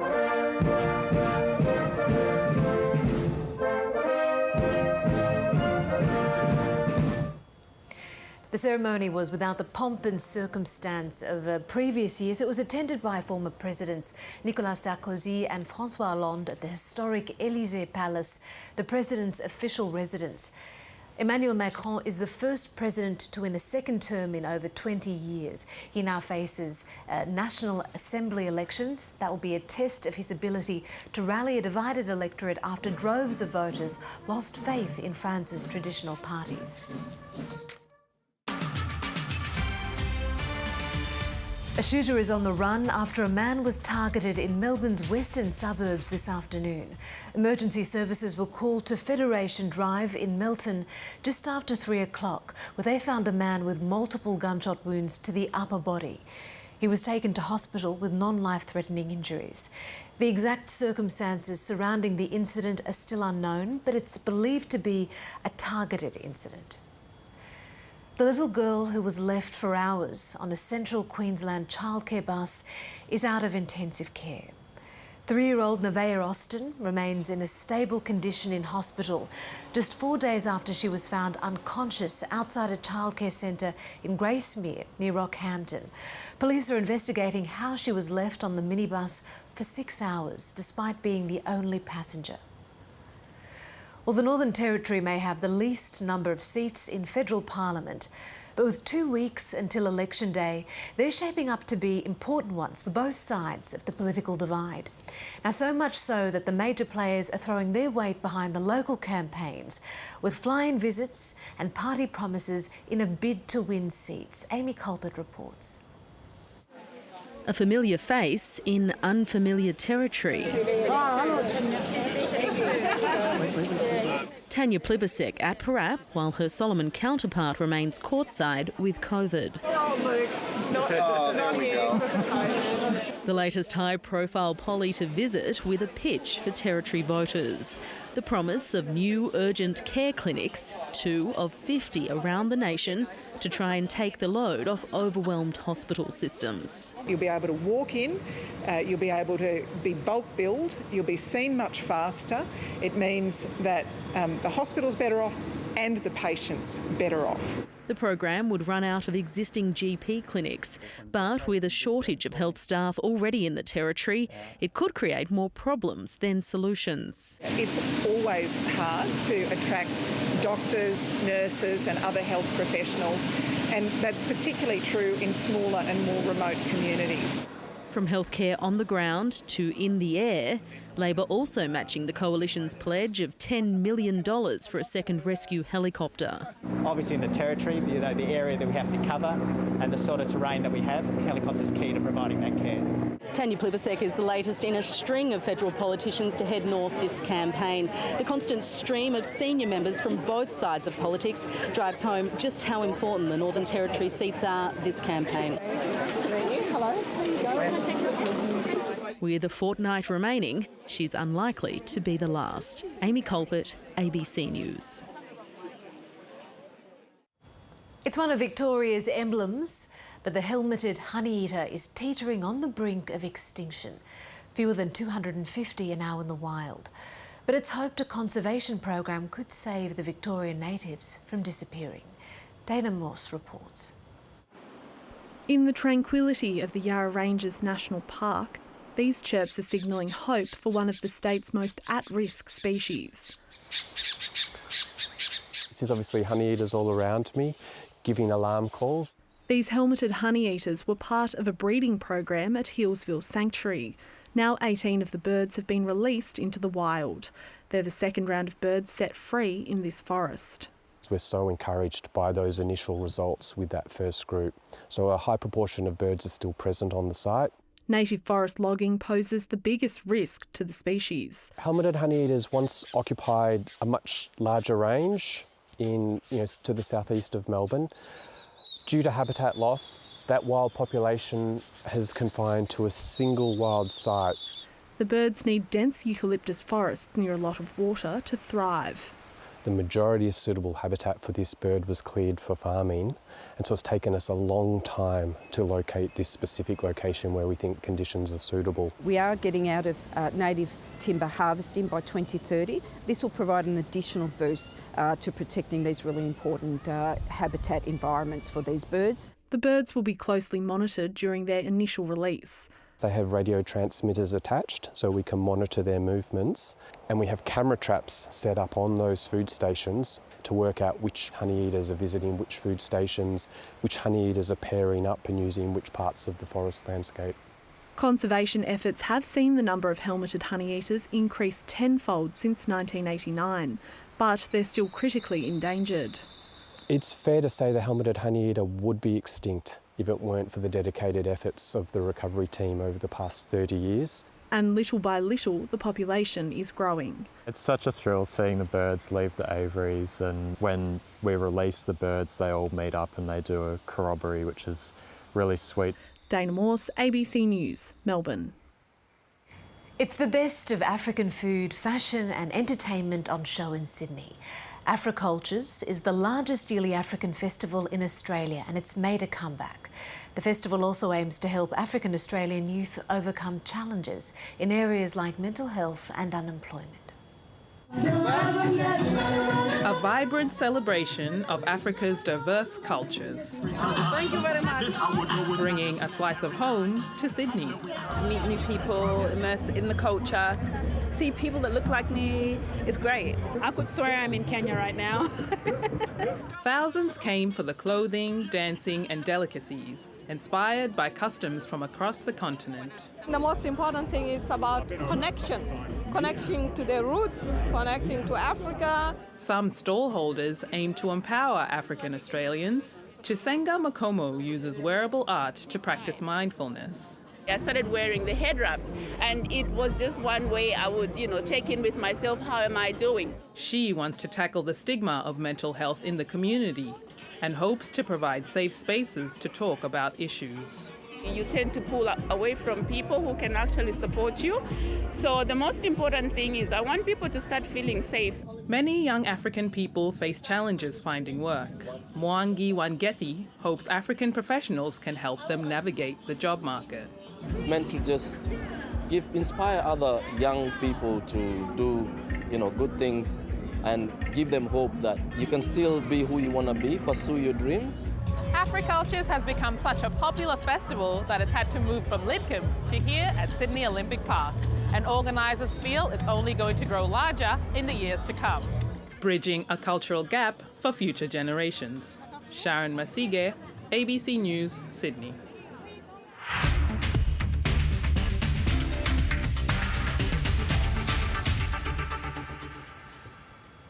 The Gold Coast Suns are beaten Sydney by 14 points in an upset at the SCG. Adam Goodes joined former teammates before the clash to celebrate the Swans' premiership a decade ago, but it wasn't enough to inspire the Swans. In Melbourne, it was a day out for Tom Lynch, who kicked 6 goals to help Richmond easily beat Collingwood by 27 points. Tigers star Dustin Martin made a successful return, kicking 2 goals and gathering 23 disposals. 22 Tigers players broke through the banner, but the cameras focused on just one. That man, Dustin Martin, is back. In his first game since round 1, There's the don't argue. the Brownlow medalist showed off his trademark. After a tight opening term, Tom Lynch was wayward. He's missed 2 sodas. But a spark from Maurice Rioli Rioli again gets his man! offered Lynch another shot. He quickly found his radar, and by half-time had 5 goals and 18 possessions to his name. Tom Lynch for 5 in the first half, if you don't mind. Lynch's Tigers held a 24-point lead. Dustin Martin found space and slotted his first goal before he was mobbed by his teammates. Jack Ginnivan was awarded another high tackle, his head copping it again at three-quarter time. A double forearm to the back of the head. A dazed Collingwood battled in the final term, but the Tigers were too good. Lynch finishing with 6. 3 wins out of 4 at the SCG for the Gold Coast Suns against the Swans. It's not the first time the SCG has been stunned by the Suns. Despite the return of Sydney's 2012 Premiership heroes, it was the Suns who provided the inspiration from the start. And caps off a superb opening term. Suns livewire Isaac Rankin, their brightest spark. He's been on fire. He loves the SCG. But a 4-goal-to-1 third term saw the Swans draw level at the final break. A mostly unseen Levi Casbolt stepped up to the challenge, kicking 2 in the last quarter. And the Suns are going to do it again at the SCG. The Swans have now lost 2 in a row. The Suns have now won 4 out of their last 6 games against the Sydney side. Tom Maddox, ABC News. The Eels have put an end to the Panthers' 21-game winning streak at home, defeating the Premiers by 2 in a thrilling battle of the West overnight. Meanwhile, the Sea Eagles are in the NRL's top 8 after outclassing the West's Tigers 36-22 this afternoon. A beautiful Brookvale afternoon, fitting for the return of Manly's Dally M medalist, but it was the youngest Trbojevic who scored first. Down a try, the Tigers would soon be down a man, and the Sea Eagles capitalised not once but twice. Manly got their third. The Sea Eagles added another shortly after the break, but 2 quick Tigers tries put them back in the contest. But Manly were determined to put the result beyond doubt, scoring 3 more tries to win by 14 points. Brilliant play. Garrett scores in the corner. Streaks were snapped in Penrith last night as the Eels put an end to the Panthers' run of 21 straight wins at home. Back-to-back tries against Penrith. That is so rare. It's 9 years now. I think it's the proudest I've been in my time at the club. Parramatta should have been up 10-6 at the break. That's got to be a blatant knock-on that's been missed by Jared Sutton, which resulted in a Penrith try 2 plays later. Thought we had a tough call going into half-time, but we come out and, you know, there was no chat about that. Instead, the Eels muscled up in the battle of the West to prevail by 2 points as Panthers coach Ivan Cleary watched his side lose their first match this year from hospital. He got it obviously cleaned out today, his knee, so he had the operation. He was still hopeful that maybe he could come. Earlier, the Raiders ended their 5-match losing streak with a 14-4 win over the Bulldogs. he sells the candy and goes But the win was soured by a shoulder injury to veteran Jared Croker, who in game 292 had only just returned to the side. Not sure how bad it is, whether it was dislocated or popped out or whatnot. Jessica Stewart, ABC News. The Brumbies have solidified their Super Rugby Pacific top 2 standing, beating the Chiefs 38-28 in this evening's clash in New Zealand. Earlier, the Waratahs secured their first win in New Zealand since 2015, beating Moana Pacifica 26 points to 20 in Auckland. Brumbies skipper Nick White snuck around the corner to open the scoring, but a mistake in their own 22 opened the door for the Chiefs to square the ledger at home. That's a try. Rob Valentini nearly repeated last week's runaway effort before the Brumbies' scrum and line-out drive finished the job. He's over! The Chiefs hit back with a pretty handy offload. Jacobson passes on! But Noah Lolasio's boot kept the Brumbies ahead at the half. The Brumbies edged ahead again early in the second half, and then further out by 14 off Lolasio's boot. But the Chiefs weren't going away. Peter Gus Sawakula with a nice finish off the line-out. Peter Gus Sawakula! Valentini's line break finished off in style to secure a 4th straight win for the Brumbies. Today in Auckland, the Waratahs were on the back foot from the start against competition newcomers Moana Pacifica, conceding twice in the first 21 minutes to trail 17-0. They shift the ball and they're in again. Finally getting their hands on the ball, New South Wales hit back twice to narrow the margin to 3 at half-time. And the try scored. Former Wallabies and Brumbies fly half Christian Liliafano reached a milestone after the break, but a Moana Pacifica yellow card allowed the Waratahs to cross in the corner. So what's there? From the right wing, it's well deserved. 5 minutes later, the Tars had the lead. Beach! And from there, desperate line defence and a dominant scrum delivered the win that puts them within reach of the top 4 with 3 games to play. Last night, the Queensland Reds got out to a 19-13 lead over the Highlanders midway through the second half in Brisbane. But they couldn't stop the fast finish from the men from the South Island, who scored 2 converted tries in 6 minutes to hand the Reds their 3rd straight loss. Brett McKay, ABC News. The International Olympics Committee president took a little tumble in Brisbane today. The 1976 Olympic gold medal fencer Thomas Bach dusted himself off after the mishap to deliver some words of encouragement to Brisbane Olympic organisers. No, I'm okay. I'm absolutely okay. This will be the challenge for the next 10 years. To keep this Olympic spirit as alive as it is and to reach out to the world. A delegation from the IOC has been in Queensland for the past week, visiting potential venues for the 2032 Games.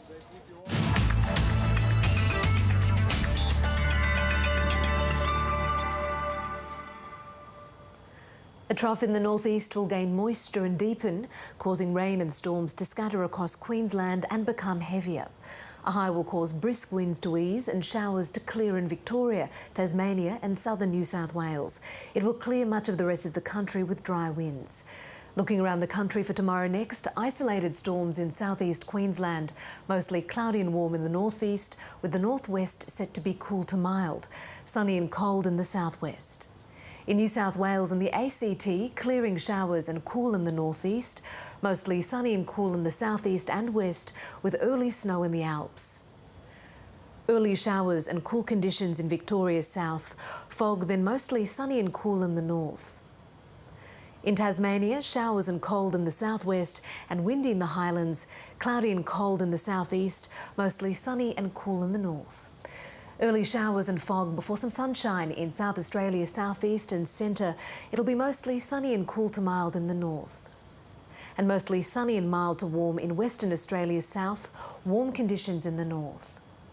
In the Northern Territory, sunny and very warm in the northwest of the top end, clearing showers and mild to warm in Arnhem, windy and mild in the interior, sunny and cool in the south. Looking ahead to Monday's forecast for our capital cities, showers in Brisbane, sunny in Sydney, frost, then sunshine for Canberra, partly cloudy in Melbourne, Hobart and Adelaide, sunny in Perth and Darwin with a top of 34. And that's all from the news desk this hour. Keep up to date with us at news.abc.net.au and on ABC iView. I'm Mariam Saab. Stay with us for ABC Regional News. That's up next.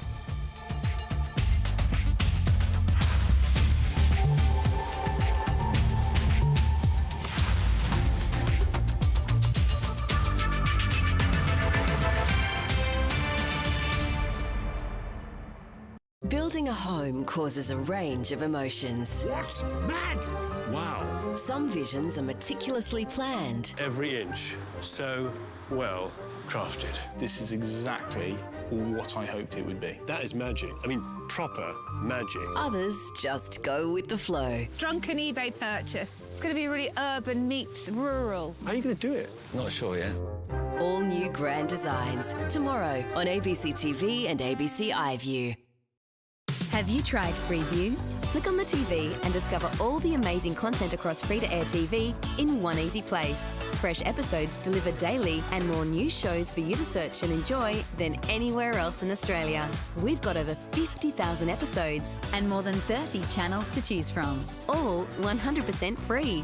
And Freeview is available right here on your TV. Find out how you can Freeview today. Visit freeview.com.au. It's the daily destination for everything election. It's about Australians and the decisions they're making. We go beyond the campaign trail. Good to be out and about. And speak with all the key players. You don't believe your own government's commitment. If it looks like a duck and it quacks like a duck. Plus, expert analysis on the seats that could decide the result. For the latest in your electorate and around the country. Greg, plenty to talk about. Join Greg Jennett and Fran Kelly for afternoon briefing. Weekdays at 4 on ABC News and ABC iView. We're really at the start of what could be a new mining boom. Mining our future.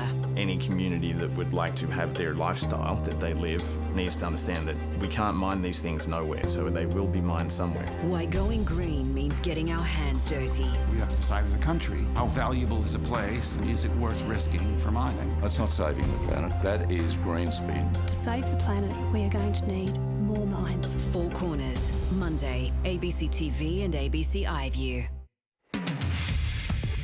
Labor vows to end live sheep exports as election campaigning continues.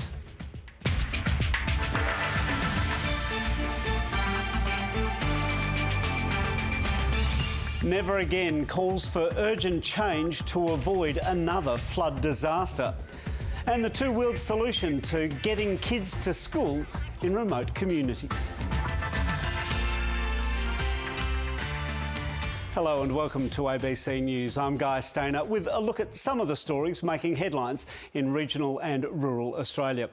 As we enter week 5 of the federal election campaign, Labor has confirmed it will shut down Australia's live sheep export industry if it's elected later this month.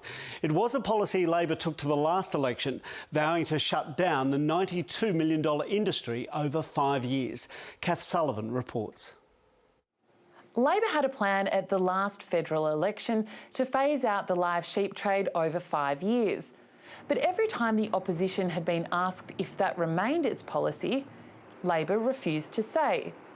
This week, an animal rights organisation announced the policy instead.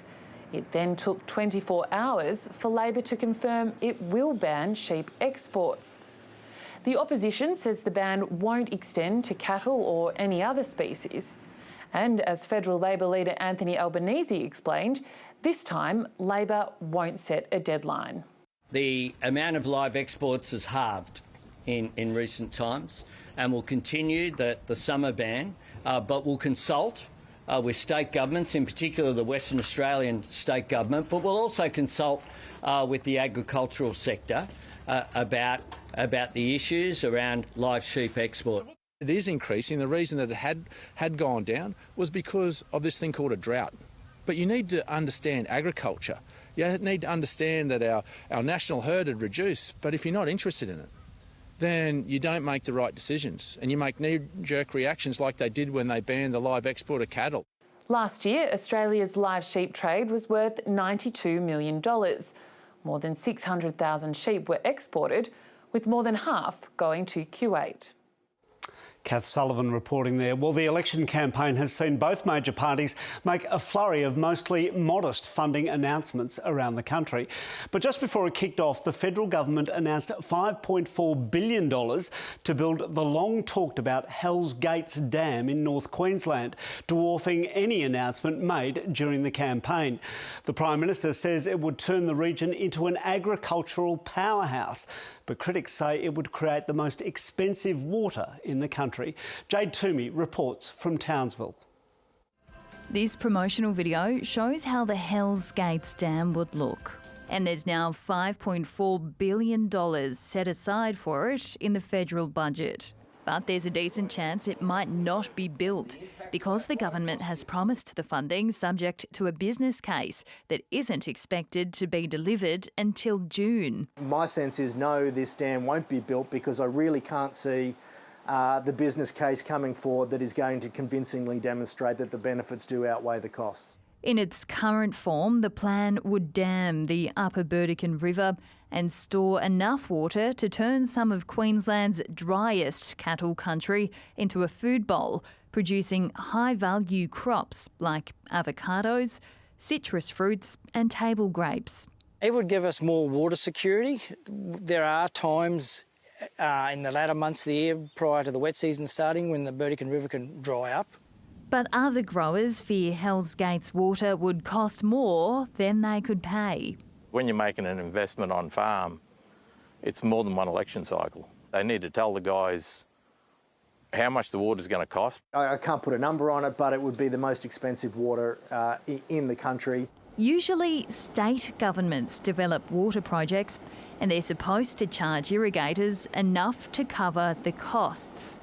But the Deputy Prime Minister's hinted this water could end up being a gift to Queensland farmers from federal taxpayers. We are not asking for a return. We should be, one, working out whether it's a viable project at all, and then having the discussions rather than having the discussions right in the middle of a political free-for-all. Townsville Enterprise, the organisation being paid $24 million to produce the business case, has told the ABC that while it's not authorised to release the findings, the study is complete and shows that over 50 years the benefits of the dam outweigh the costs.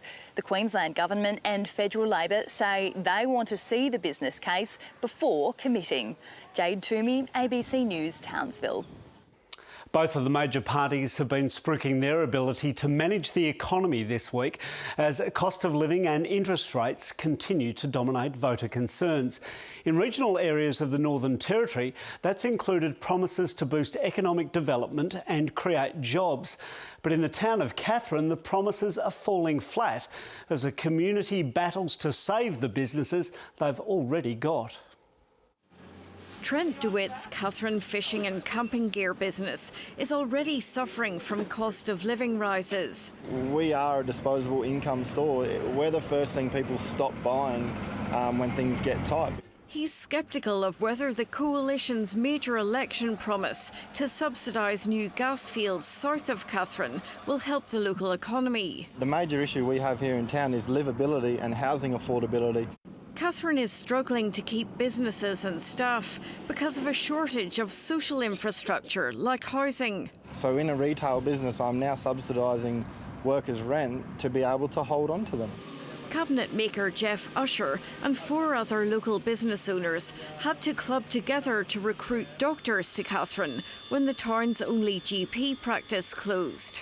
I just think it would be easier for us as a whole, as a town, to actually attract families and the staff we want if we had decent infrastructure in the town.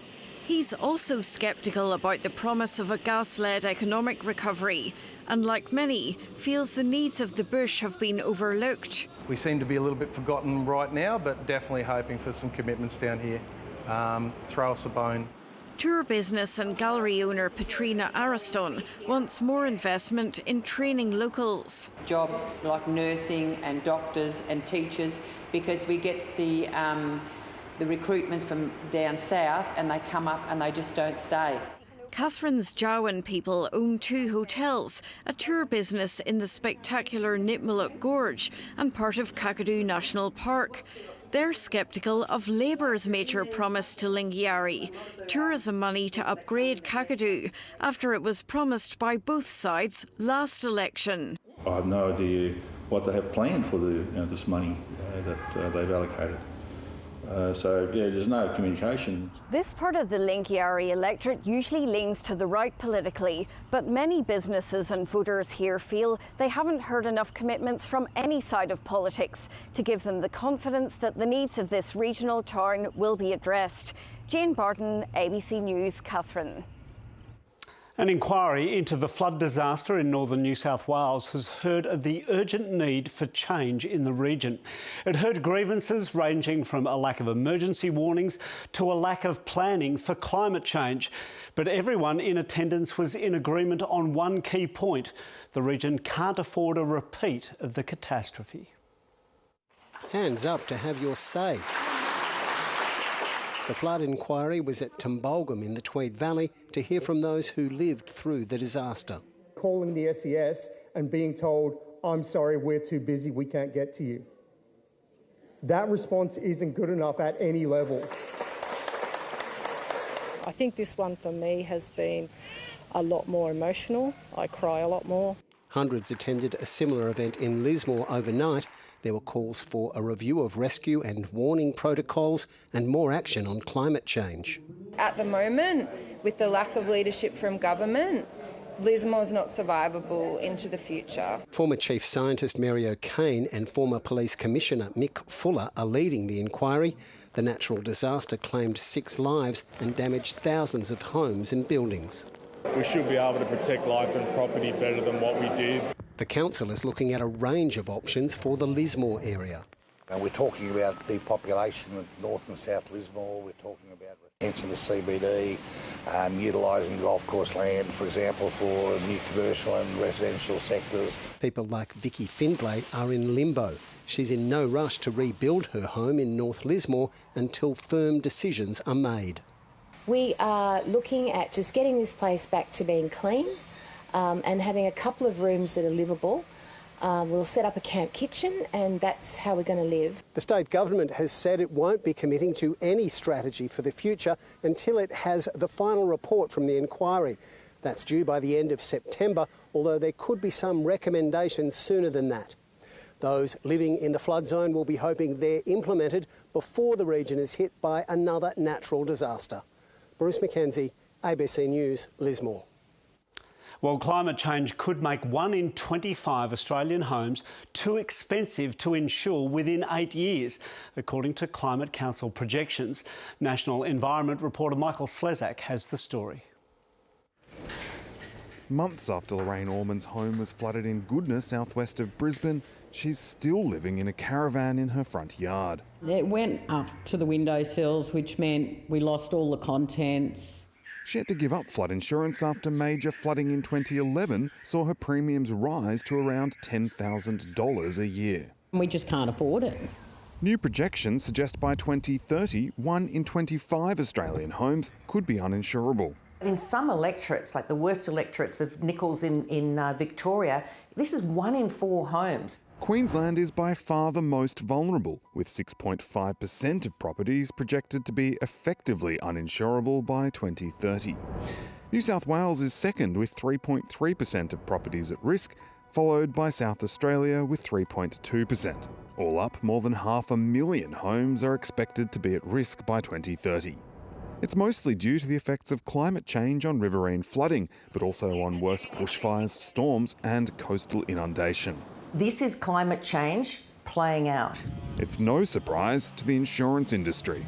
The findings reinforce what insurers have been saying for a long time. And while I don't think anything's uninsurable, I think it could become very expensive.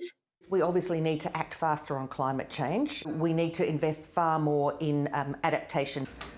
The Climate Council has made the data available for the public. But it's too late for Lorraine, who'd like to see governments do more to protect homes from disasters. It'd be nice to see some way of making these areas insurable. All of us are willing to pay insurance, we just can't afford the premiums as they are. A problem many more of us will face in the coming years. Michael Slezak, ABC News.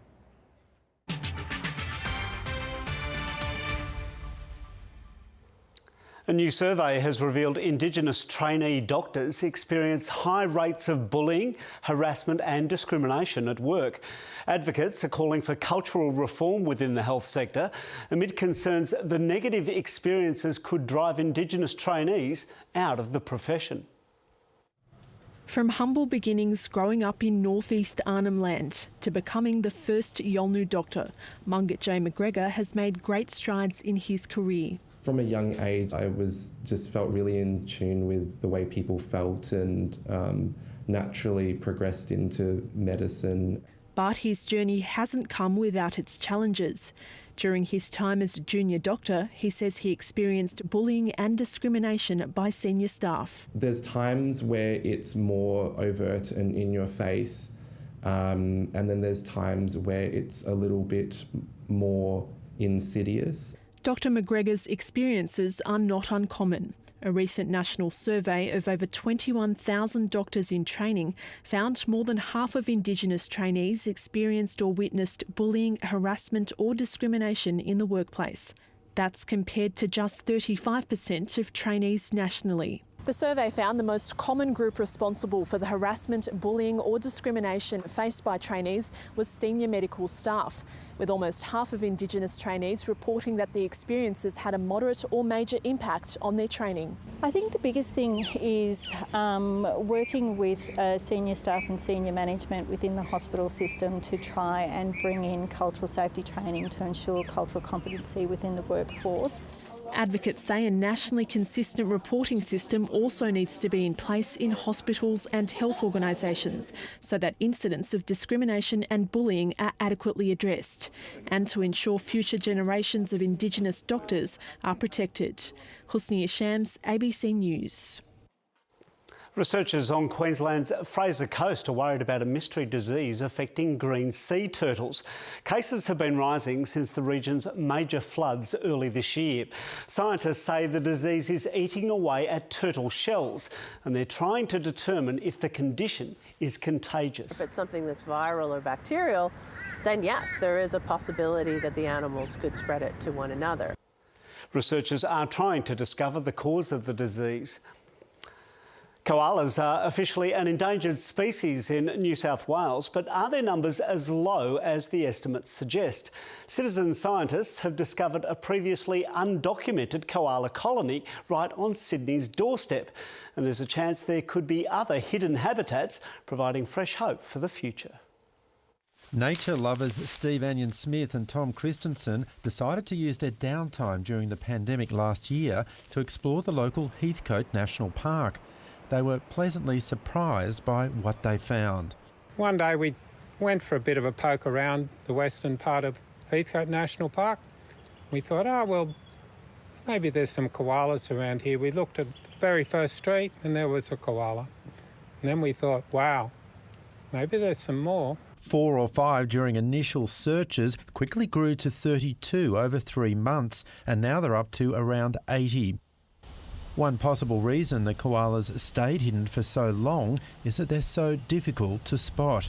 You actually don't just stumble across them, you really have to search for them.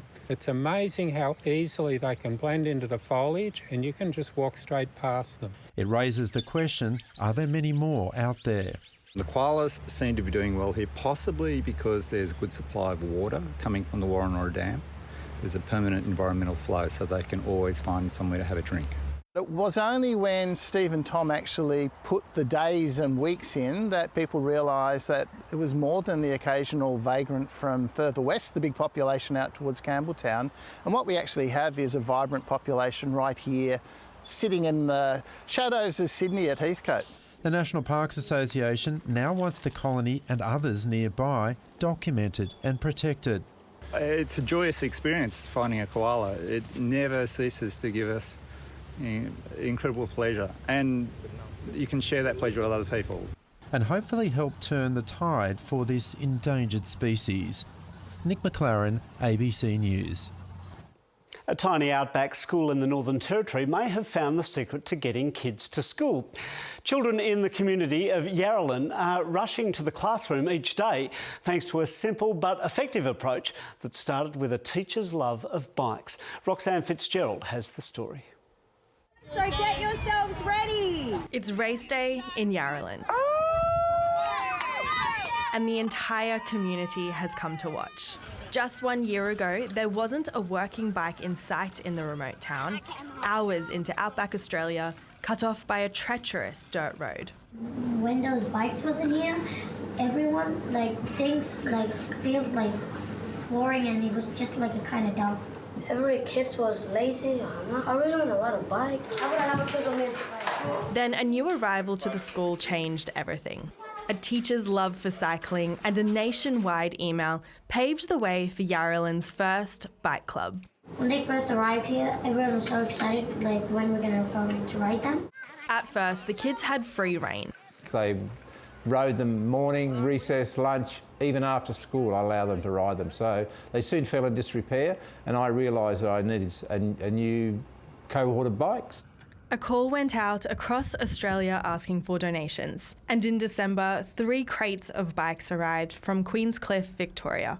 You'd be hard-pressed to find a single person in Yarralan not involved in the bikes. Everyone from police to parents joined regular rides through this rocky escarpment.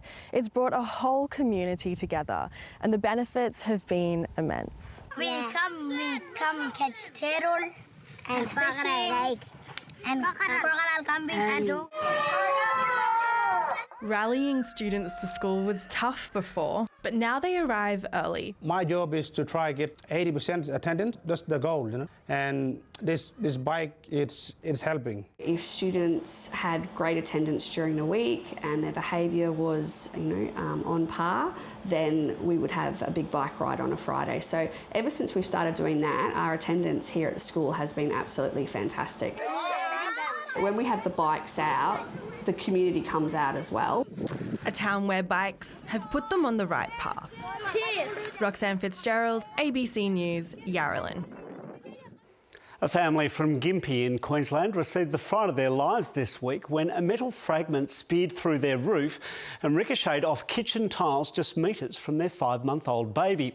The mystery object sparked panic, then intrigue about its origins, with speculation it could be aircraft debris or even space junk.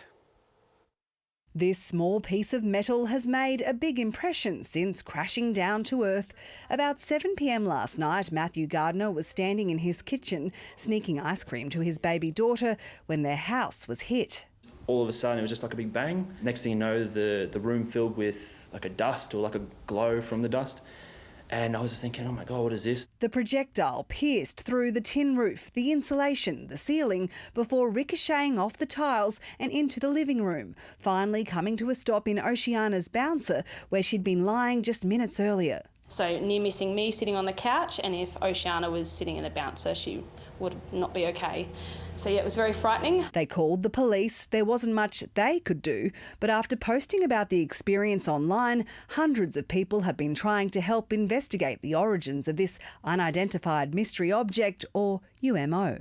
Some people are saying it's gunshots, aliens. They're saying that it's space junk, fallen off an aeroplane, many different theories. The couple has also put in a claim for the damage to their home, and their insurance company, at least, was prepared for such a scenario. They have a thing for space debris, which is what I put it under. But it's missing a key element to be space junk. You'd see the blackened crust that we call a fusion crust on the outside. The truth may remain out there, but at least everyone's okay in here. Jessica Ross, ABC News, Gympie. Hundreds of boot scooters have descended on the regional New South Wales city of Tamworth. With the Country Music Festival over, this week it was the line dancers' turn to compete, with a chance to qualify for the World Championships. Boot scooting, hat spinning and tail feather shaking. Dancers have travelled from across the country and the world to be in Tamworth for the Country Dance Festival. And we've got dancers here from Belgium, Singapore and the UK, which is great to see that tourism back. We've got every state of Australia and territory of Australia represented as well. Coming over here, it's a whole different event from attending one in the UK or, the one in the US. So it gives me a variety to see what's happening in other parts of the world. What we like about the competition, which draws us to come here, is that it takes us back to our country roots. And the stakes are high. This is the only event in Australia that dancers have the opportunity to qualify to go to the World Championships. The sport has changed in recent years, with the signature boots and country music not featuring in every routine.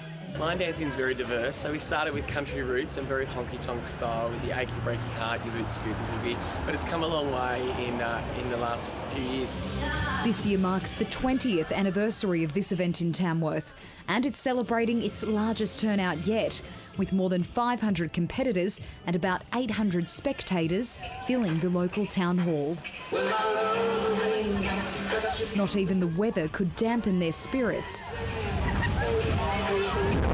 Singing and dancing in the rain. Kathleen Ferguson, ABC News, Tamworth. Hometown hero Jack Robinson has taken out this year's Margaret River Pro surfing title in Western Australia, with the Sunshine Coast's Isabella Nichols taking out the women's title. Robinson rose to the occasion against two-time world champion Hawaiian John Florence. He was a popular winner in front of his home crowd, performing a stunning combination of powerful carves and progressive surfing. In her second year on the World Tour, 24-year-old Nichols beat Hawaii's Gabriella Bryan in clean 2 to 3 metre waves. Nichols now moves to 4th in the world rankings. Honestly, I don't feel like this moment's real right now. I've dreamt about this my whole life, and for this to actually be happening right now, I feel like I'm still in bed at home asleep. The Pro Tour now heads to Indonesia. The AFL breeding ground of Northampton in Western Australia's Midwest has hosted a special footy doubleheader to raise funds to aid in the recovery from Cyclone Seroja, which lashed the town a year ago. The inaugural Seroja Cup saw East Fremantle's men's team defeat East Perth by 16 points, with all eyes on AFL draft hopeful Bryn Teakle, who scored 2 goals in front of his home crowd. Teakle's cousins Julia and Tiani represented the Sharks in the women's game, where East Fremantle defeated Claremont. Several AFL stars have come from Northampton, including West Coast's Josh Kennedy, who helped organise the special fundraising event. Knowing that the town was able to support, I suppose, me and a lot of us through that journey of youth into getting into the AFL system, I suppose a lot of us just, more than happy to help out and give back to a town that's given us so much. While fans of all sides involved turned out, one team in particular had plenty of support.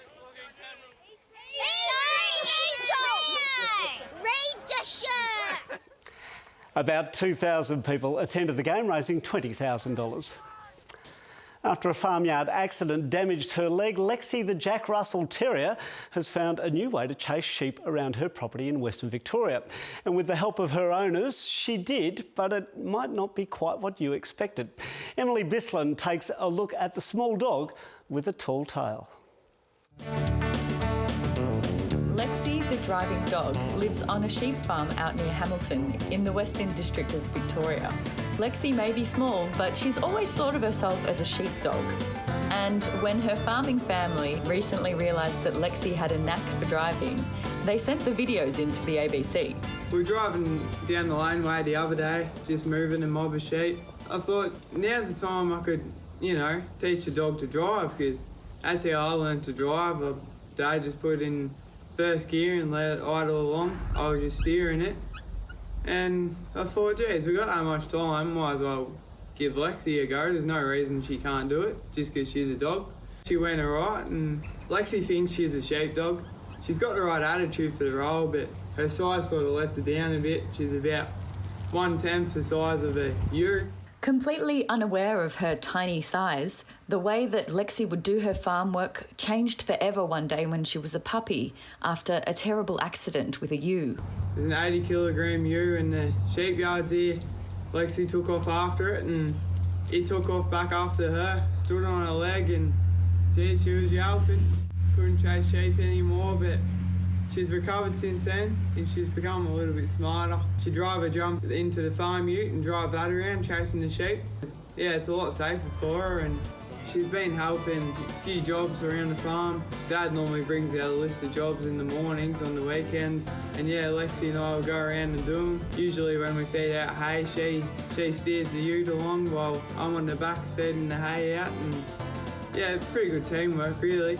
You've got to hide the keys to the ute when you go to work, because you never know what you're going to come back to, if she'll be driving around the sheep, or like, she is only 1 year old, so really she shouldn't have a licence yet.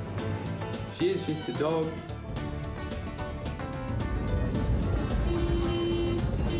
Thanks,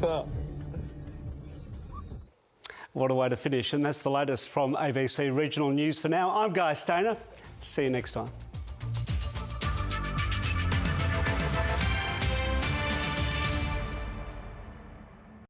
Don't waste your life surfing and smoking pot with a bunch of hippies. I know guys in Australia who make customized wetsuits and surf trunks who make it work. Setting alight a national service uniform in an advertisement for surf brand Lightweight. Men died for that uniform, mate, and you just bloody set it alight. Do you know what the street value of that little packet is? I need the money.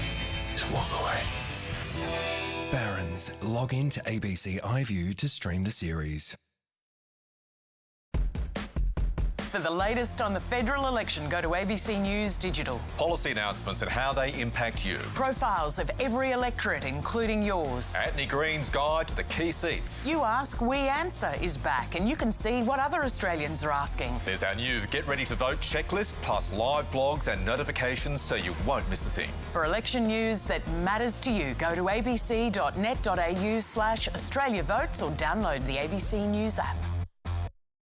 Tuesday. Justice Opaz was shot with a .22 caliber weapon. A must-see true crime series begins. There's some people who are so disturbed by marriage breakdown, they seek revenge. How did an abusive husband get away with murder? I gotta run, or else he's gonna kill me. For more than 30 years. This series of crimes is unparalleled in Australian history. The Family Court Murders, Tuesday 8:30 on ABC TV and on ABC iView. My fellow Australians, right now everyone wants to buy your vote. So we're back to show you how your democracy is being sold and bring you all the inside information of how the pollies are trying to spin it to win it. Join our panel of experts, insiders and me, your election guide, Will Anthony Green. Gruen Nation, Wednesday at 8 on ABC TV and ABC iView. Spoken by Will Anderson and the voiceover guy who has to do this bit as fast as possible. The religious freedom debate emerges in the election campaign and Labor deals with an MP's social media past.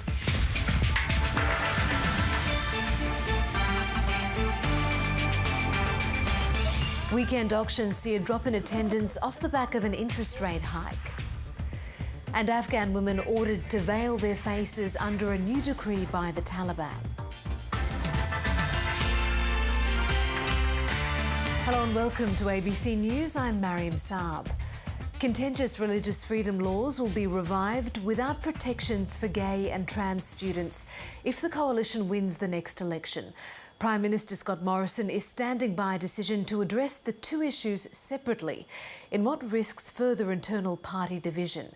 Meanwhile, Labor leader Anthony Albanese was forced to defend one of his candidates who's come under fire for old tweets. Political reporter Stephanie Dalzell has the story.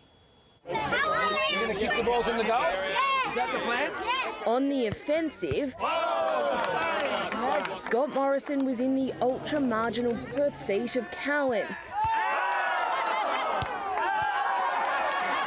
Defended by Labor with a slim margin of just 0.9%. You like playing soccer? Yeah. No.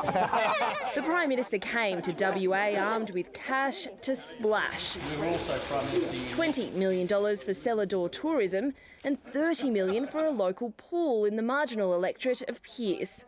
A pledge which might sound familiar. Hi, I'm Christian Porter, and all kids in our community need to learn how to swim. Last campaign, the same pool was given money from a $150 million fund meant to support female sport.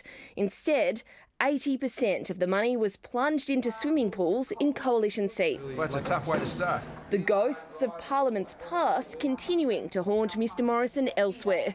The Prime Minister confirming the religious discrimination bill that divided his party earlier this year won't be introduced alongside additional protections for gay and trans students, against the wishes of some moderates in the party. That'd be a function of being able to deal with the other matter first. Anthony Albanese sandbagging the culturally diverse Western Sydney seat of Parramatta last night, beside two candidates parachuted into their posts over locals with diverse backgrounds. I've been talking to the local people, I've been presenting my plans for Parramatta. He'd love to be the next Prime Minister, wouldn't he? That's the plan. Today, travelling to Launceston, where he announced $20 million for clean energy projects and jobs at a campaign rally. And held a short press conference defending controversial decade-old tweets from Tasmanian Labor MP Brian Mitchell about female incontinence. I'm sure that Mr Mitchell regrets that, and it's not appropriate. Another day light on policy, but heavy on local announcements, with both leaders honing in on marginal seats. Scott Morrison and Anthony Albanese will close the fourth week of the campaign, facing off during a televised debate, kick-starting a frenetic fortnight of targeting the undecided, who, according to party insiders, are up to 1/4 of the voting population. Stephanie Dalzell, ABC News, Canberra. Clearance rates at auctions have dropped this weekend as concerns over rising interest rates bites. In the first selling Saturday since the Reserve Bank's hike, nervous buyers and sellers saw a drop in the number of properties sold. In some regions, up to a third of auctions were called off altogether. Here's David Chow. Despite the concerns over rising interest rates, things are still running hot at this auction in Sydney. Head to me at 7:35. In Mernda, on the outskirts of Melbourne, bidding for this house was a lot more subdued. Okay, I'll take it. Take $100. Why not? 615, 600.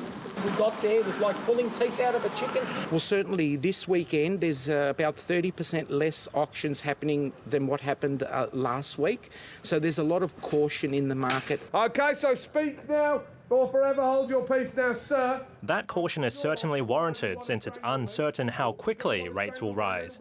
But if they were to hit 2.6% in, say, 2 years, someone with a $1 million mortgage can expect to fork out an extra $1,350 per month. It's a bit scary that they're going to go up even more, especially for people like myself who's looking to buy as a single mum. We will move to pass the property in. People also won't be able to borrow as much to buy their dream home. For someone earning $100,000 before tax, after Tuesday's rate hike, the maximum amount they can borrow has dropped by about $20,000. But in a year's time, if the RBA hikes rates 5 more times, that person would be able to borrow about $123,000 less than they can now. But buyers like Veronica Farid are hopeful it could also bring down house prices as well. By the end of this year, I'm sure houses are going to drop by 100,000. So if we don't get it today, we'll get it by the end of the year. Selling, selling, selling now. Sold! Congratulations! Lucky for her, she didn't have to wait that long. The Reserve Bank put out a dire forecast in early April. It warned that if interest rates were to rise by just 2%, it could lead to a 15% drop in property prices, given Australian households have some of the highest levels of debt in the world. But some experts say the correction won't be that severe. I think if we were looking at a kind of moderate or reasonable correction in property prices of, say, around 10%, that would actually take prices in most capital cities only back to levels that we saw last year. Which isn't much comfort for those struggling to get into what's still very much an overheated property market. David Chow, ABC News. Another 50 civilians have been rescued from the Azovstal steel plant, but fears are growing for the soldiers that are still fighting inside. It's the last part of Mariupol still under Ukrainian control, but broken ceasefires and a looming Russian national holiday are adding pressure to get everyone out urgently. ABC's Europe correspondent Nick Dole reports from Dnipro. No words, just tears. This mother and daughter are part of the latest group of civilians to be evacuated from the Azovstal steel plant, a factory turned fortress that's become the last Ukrainian holdout in Mariupol. Hundreds of fighters have made this their home for the past 2 months, but many women and children too. Trapped with little food and water in the sprawling labyrinth of tunnels underground. Despite an agreed ceasefire, Ukraine says Russia has stepped up attacks on the plant in the hopes of seizing it by Monday, when Moscow marks victory in World War II. We want nothing else but victory. No talks. They don't work. They haven't worked for 8 years. This man was injured when a car was hit by Russian forces. The car was at the plant to help rescue civilians inside. More evacuations are planned for today, but constant shelling continues in the already battered city.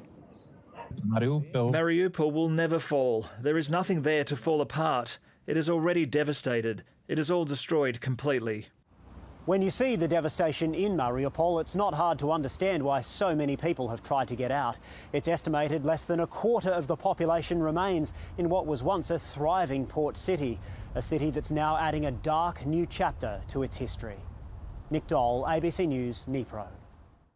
Afghanistan's Taliban rulers have ordered all Afghan women to wear the all-covering burqa in public. The last time the burqa was compulsory in Afghanistan was under the Taliban's previous rule in the 1990s. The new decree also declares that women should stay home if they don't have important work to do.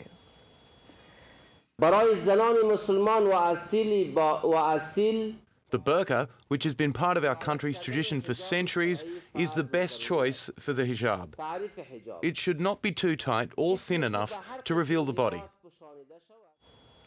French President Emmanuel Macron has been sworn in for a second term in a ceremony in Paris after besting far-right candidate Marine Le Pen in the recent runoff elections.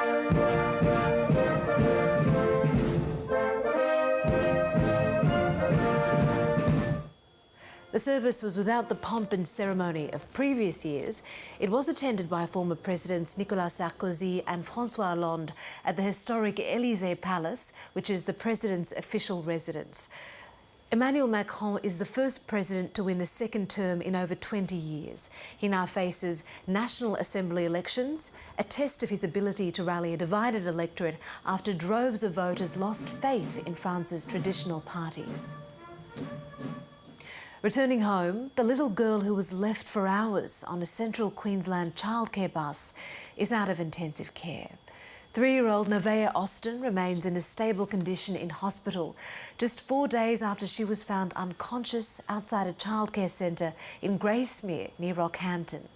Police are investigating how she was left on the minibus for 6 hours, despite being the only passenger. Turning to sport, the Gold Coast Suns have beaten Sydney by 14 points in an upset at the SCG. Adam Goodes joined former teammates before the clash to celebrate the Swans' premiership a decade ago, but it wasn't enough to inspire the Swans.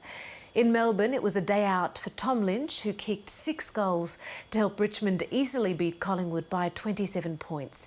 Tiger star Dustin Martin made a successful return, kicking 2 goals and gathering 23 disposals. 22 Tigers players broke through the banner, but the cameras focused on just one. That man, Dustin Martin, is back. In his first game since round 1, the Brownlow medalist showed off his trademark. After a tight opening term, Tom Lynch was wayward. He's missed 2 sodas. But a spark from Maurice Rioli again gets his man! Offered Lynch another shot. He quickly found his radar, and by half-time had 5 goals and 18 possessions to his name. Tom Lynch for 5 in the first half, if you don't mind. Lynch's Tigers held a 24-point lead. Dustin Martin found space and slotted his first goal before he was mobbed by his teammates. Jack Ginnivan was awarded another high tackle, his head copping it again at three-quarter time. A double forearm to the back of the head. A dazed Collingwood battled in the final term, but the Tigers were too good. Lynch finishing with 6. 3 wins out of 4 at the SCG for the Gold Coast Suns against the Swans. It's not the first time the SCG has been stunned by the Suns. Despite the return of Sydney's 2012 Premiership heroes, it was the Suns who provided the inspiration from the start. And caps off a superb opening term. Suns livewire Isaac Rankin, their brightest spark. He's been on fire. He loves the SCG. But a 4-goal-to-1 third term saw the Swans draw level at the final break. A mostly unseen Levi Casbolt stepped up to the challenge, kicking 2 in the last quarter. And the Suns are going to do it again at the SCG. The Swans have now lost 2 in a row. The Suns have now won 4 out of their last 6 games against the Sydney side. Tom Maddox, ABC News. The Melbourne Vixens have moved into the top spot on Super Netball's ladder after surviving a thriller against the Firebirds. It was without their head coach, though, due to COVID, but the Vixens found themselves trailing by 4 at the half-time. The deficit pushed out to 8 at one point, but the home side fought back to prevail by 2 points. Just listen to the crowd here at John Cain Arena. How happy are they to see their Vixens get the win today? It was a heartbreaking loss for the Firebirds, who remain 3rd on the ladder for now. Let's take a quick look at the weather in the capital cities for Sunday. Before we go, Brisbane can expect showers. For Sydney, it will be sunny. Canberra, partly cloudy. Melbourne, a possible shower or 2. For Hobart, potential morning rain. Adelaide and Perth will be both partly cloudy. And a sunny day for Darwin with a top there of 33. And that's the latest from ABC News. Keep up to date with us at news.abc.net.au and on ABC iView. I'm Mariam Saab. Thank you for watching.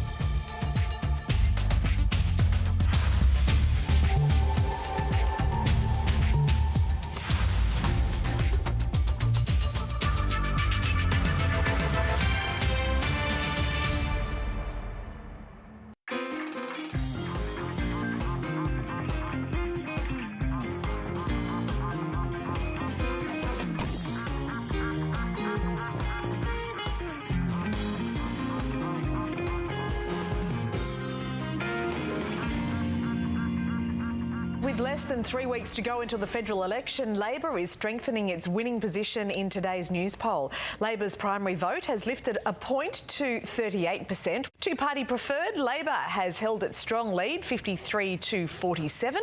Hello, I'm Paul Barry. Welcome to Media Watch. And with the election campaign past halfway, opinion polls are making headlines again, with 2 national polls in the Nine and News Corp mastheads last night showing Labor well ahead. And in the Nine papers, chief political correspondent David Crowe claimed time is running out for another Morrison miracle, telling readers, Labor is within sight of a thumping victory that takes the party into majority government and drives the coalition out of more than a dozen seats. But can we trust the pollsters anymore? And should the media believe them this time around? In 2019, the Big 5 national polls all predicted a Labor win, after Newspoll had put Labor in the lead for 55 polls in a row. And on election day, most of the media told readers to expect a Bill Shorten victory. Short and sweet. Labor gains crucial edge. Shorten ahead in final poll. And then, in the only vote that mattered, Shorten lost. Oh my God. With the coalition beating Labor 51.5 to 48.5 on the two-party preferred, in a mirror image of what the polls had predicted, which had the Sydney Morning Herald and The Age explaining to readers. Polling companies are the main reason Saturday night's result took voters, the media and many political operatives by surprise. So, was it a late swing to the coalition? And did any of the top 5 pollsters get it right? Answers, no and no.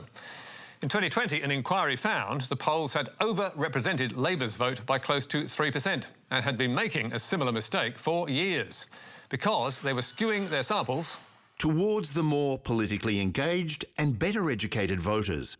So why had this happened? As University of Sydney's Dr. Stephen Mills explained on ABC Radio, in the day when everybody had landline phones, it was relatively easy to get a clear, good sample of the entire population. Today, mobile phones and online panels, they're not really inherently representative. And so the big development in polling really over the last couple of decades has been in weighting. And I think this is where a lot of the polls came adrift in 2019, this weighting process. They overestimated certain demographics, which happened to be more Labor voting demographics. It's no surprise then that this time around the media are much more gun-shy in their reporting, with caveats like this.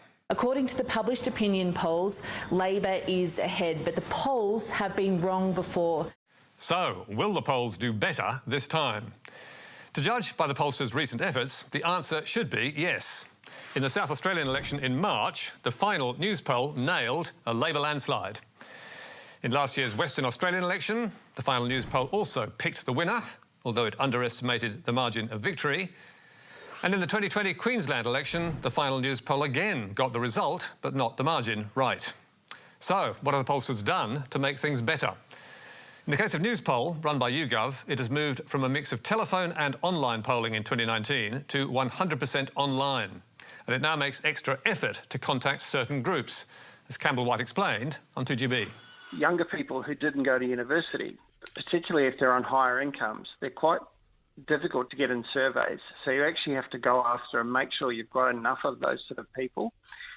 People in rural areas is another group that if you don't actually actively make sure your sample's representative, it's not going to be. We're actually targeting the groups that we need for our survey to make sure that the whole sample is representative of the Australian voting population. The pollsters are also being more careful in framing their results. As Essential's Peter Lewis explained to the ABC, they now make it clearer when voters remain undecided.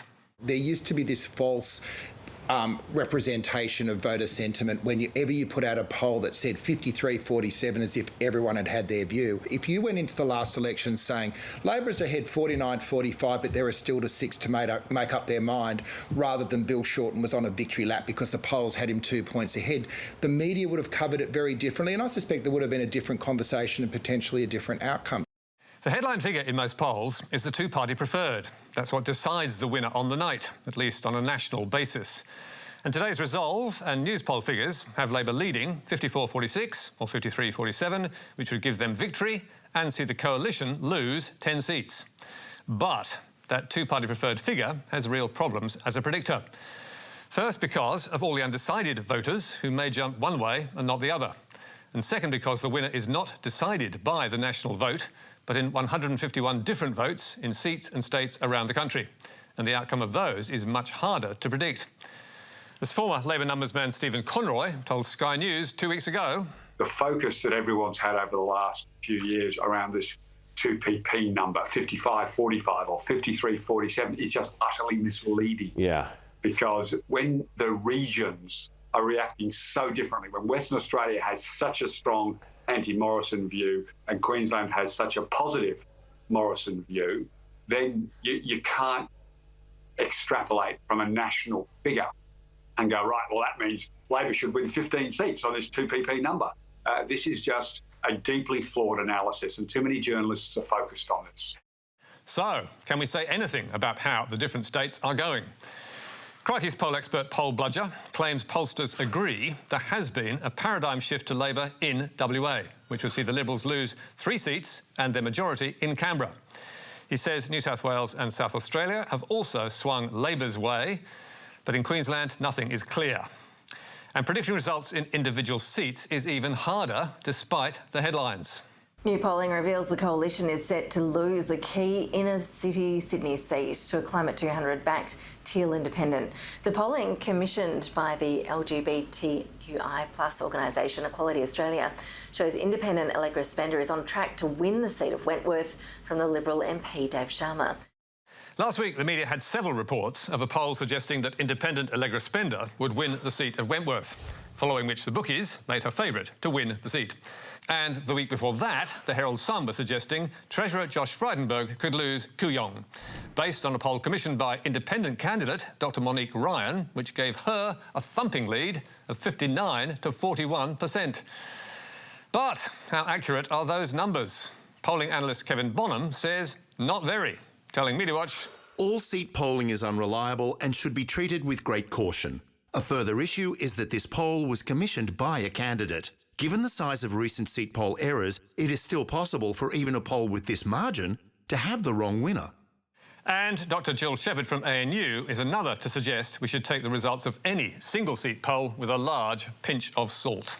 Single-seat polls often get pretty heavily derided by academics and other commentators, and they deserve all of that scorn so far in Australia. The biggest problem with polling is being able to identify the population that you want to ask, how they're going to vote, and then being able to contact them. And that's hard on a national level, but it's almost impossible on a seat level. So it's worth bearing all that in mind before you run off to the bookies with your hard-earned cash. Or get your hopes up or down. Meanwhile, you probably don't need polling to tell you the so-called teal independents, like Allegra Spender in Wentworth, Dr Monique Ryan in Kooyong, Zoe Daniel in Goldstein and Kylie Tink in North Sydney, do have a chance of winning seats off the Liberals. And that threat to the government has made them and Zali Steggall in Warringah prime targets for the coalition cheer squad at News Corp. This group of fake independents will probably fool plenty of voters at this election. They may even hold the balance of power and run this country into the sewer because of their useless and obsessive attempts to save the planet from Australia. But don't be one of those fools. Vote for anyone. Vote for anyone else. Just not a bunch of elite greenies who won't tell voters what their real mission is all about. The teal independents are mostly women, often targeting moderate Liberals, and are for action on climate change, corruption and gender equity. They're backed with money from businessman Simon Holmes à Court's Climate 200 group, which has teal or blue-green colours. And it's that support and the coordinated nature of their campaign that has the government and News Corp crying foul. Don't vote for the anti-Liberal candidates because they're anti-Liberal. Therefore, they are fake independents and they're deceiving voters. Well, of course they are. Of course they are. That line from the PM is echoed daily by commentators on Sky After Dark. They are an electoral fraud, a phony group of green left activists who want to trick people into voting for them. Fake independents are going to cause trouble. If you want to support vapid candidates spewing motherhood statements with no real policy detail, then go right ahead. And if you open the Daily Telegraph, you'll see it's not just democracy the independents put at risk. It's your steak dinner too. Climate crazy's wild plan. Eating insects instead of beef and vaccinating cows by drone to produce less methane. This is Australia in 2030 if teal independents hold the balance of power. Yep, a couple more independents in Parliament and it's bugs for dinner, the Telegraph warned a fortnight ago, with this dramatic expose inside the paper. Climate cults' cuckoo land ideas laid bare. It's the sort of wacky headline usually reserved for the Greens, but in this election it's the climate independents who are copping the flak. Of 21 Telegraph articles about them since April 10, when the election was called, 2/3 have been negative, with only one mildly positive. And those who have copped the most heat are those with the best chance of winning. Former ABC journalist Zoe Daniel was dragged through the tabloids for signing a pro-Palestinian open letter before becoming a candidate. And Wentworth independent Allegra Spender was branded a hypocrite for chairing a business taking government green grants while arguing for tougher climate targets. Meanwhile, telecolumnists Joe Hildebrand and Vicky Campion, partner of Nationals leader Barnaby Joyce, have laid into their lack of logic and their snake oil policies. Over at News Corp's The Australian, Spender, Daniel and Ryan in Kooyong have all been whacked, along with Simon Holmes à Court himself, who the Oz warned in a front-page exclusive last week was set to cash in. Chance of clean energy windfall for Climate 200 boss if team gets up. Of 38 stories and columns we counted in The Australian on Team Teal, that's more than one a day, 20 were bad news for the candidates and only 2 were positive. And in case any doubt remained about the paper's view, this editorial cleared it up. Why risk instability, uncertainty? Candidates without sound policies are dicing with the nation's future. We asked the editors of The Australian and the Daily Telegraph if they thought their coverage of the independent candidates was fair and balanced, but we did not hear back. Hosts and guests on Sky After Dark have also been piling on, with Peter Credlin offering a gloomy 13-minute feature on the independent threat, which kicked off with this warning from her old boss, former PM Tony Abbott. They're basically Labor in disguise, that's what they are. So be under no illusions, this is a false flag operation. Credlin then railed at the injustice of only Liberal MPs being targeted. Why these Climate 200 guerrilla games matter is not just that Liberal seats could fall, but that Liberal campaign hardheads will waste time and money trying to hang on to electorates that by right shouldn't be at risk. Note the words, by right. And, rounding it off, she had Liberal Senator James McGrath warning that the Teal independents were part of a nasty cabal of anti-coalition forces. I'm talking just not the Labor Party and the Greens, the unions, you know, ABC, SBS, Fairfax, and now we've got these people. And they're all working together, clearly working together, to make sure that we lose the coming election. And because the independents have been coy about which party they would support if elected and if there was a hung parliament, Chris Kenny ramped it up last week, declaring they are a risk to the country. They will plunge Australia into the riskiest parliamentary experiment in modern history, at perhaps the most ominous period in our nation since the Second World War. So ominous, in fact, that the Sunday Herald Sun gave its front page yesterday to Josh Frydenberg to talk about the fight of his life and warn of a horror show for the country if independents are elected. And inside the paper came a call to arms lifted straight from a campaign ad. Why you need to vote for me. Not even a pretence of objectivity there, and that is in its news pages. Now, we're certainly not saying that independent candidates and Climate 200 should be immune from scrutiny. But when news reporters and columnists of one of the country's most powerful media groups echo the Liberal Party's concerted attack on them, something is very wrong. But now, to the war in Ukraine and wishful thinking from the media amid claims that the Russian leader may be dying. Video has emerged of Vladimir Putin appearing to be ill and gripping the corner of a table to stop his handshaking. Speculation that Putin is sick surfaced in February when he kept his distance from French President Emmanuel Macron at the end of this long table. But now it is footage of him slouched at another table and tapping his foot that has the media medics abuzz, with the New York Post declaring last week that Putin has been seen by a cancer doctor 35 times and is said to bathe in the blood extracted from deer antlers. Amazing, eh? Meanwhile, this grainy video of Vlad the Invader meeting Belarus's President Lukashenko caused speculation in tabloids around the world that he was gravely ill. Look at hand and leg tremors. Putin looks visibly ill in new appearance as war rages. The Daily Express reckoned it must be Parkinson's disease and claimed the Russian leader may have invaded Ukraine in part because of it. Wow, that is some theory. So, could they be right? Luckily, the Irish Independent was on hand to compare and contrast Putin's body language back in 2005 and study his table manners. And you'll never believe it, but he was tapping his foot back then. So he must have had Parkinson's for years, or not.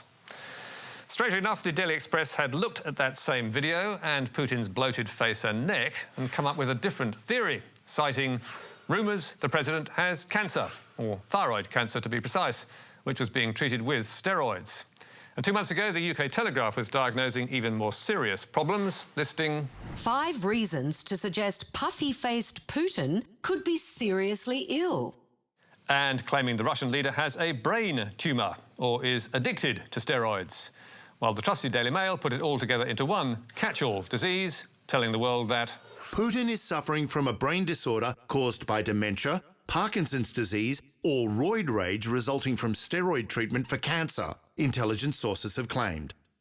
But taking the armchair doctor's prize was the UK's Daily Star, which smashed them all with this front page. Mad Vlad dying of cancer!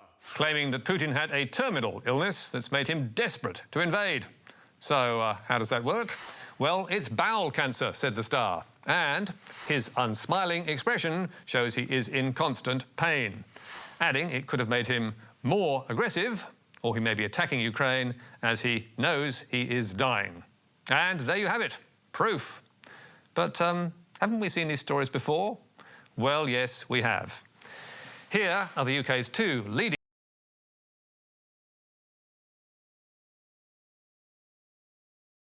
of Parkinson's and growing fears for his health.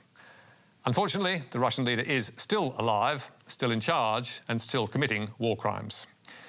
And that's all from us for tonight. There's more on our website where you can stream or download the programme and see a full statement from polling analyst Kevin Bonham.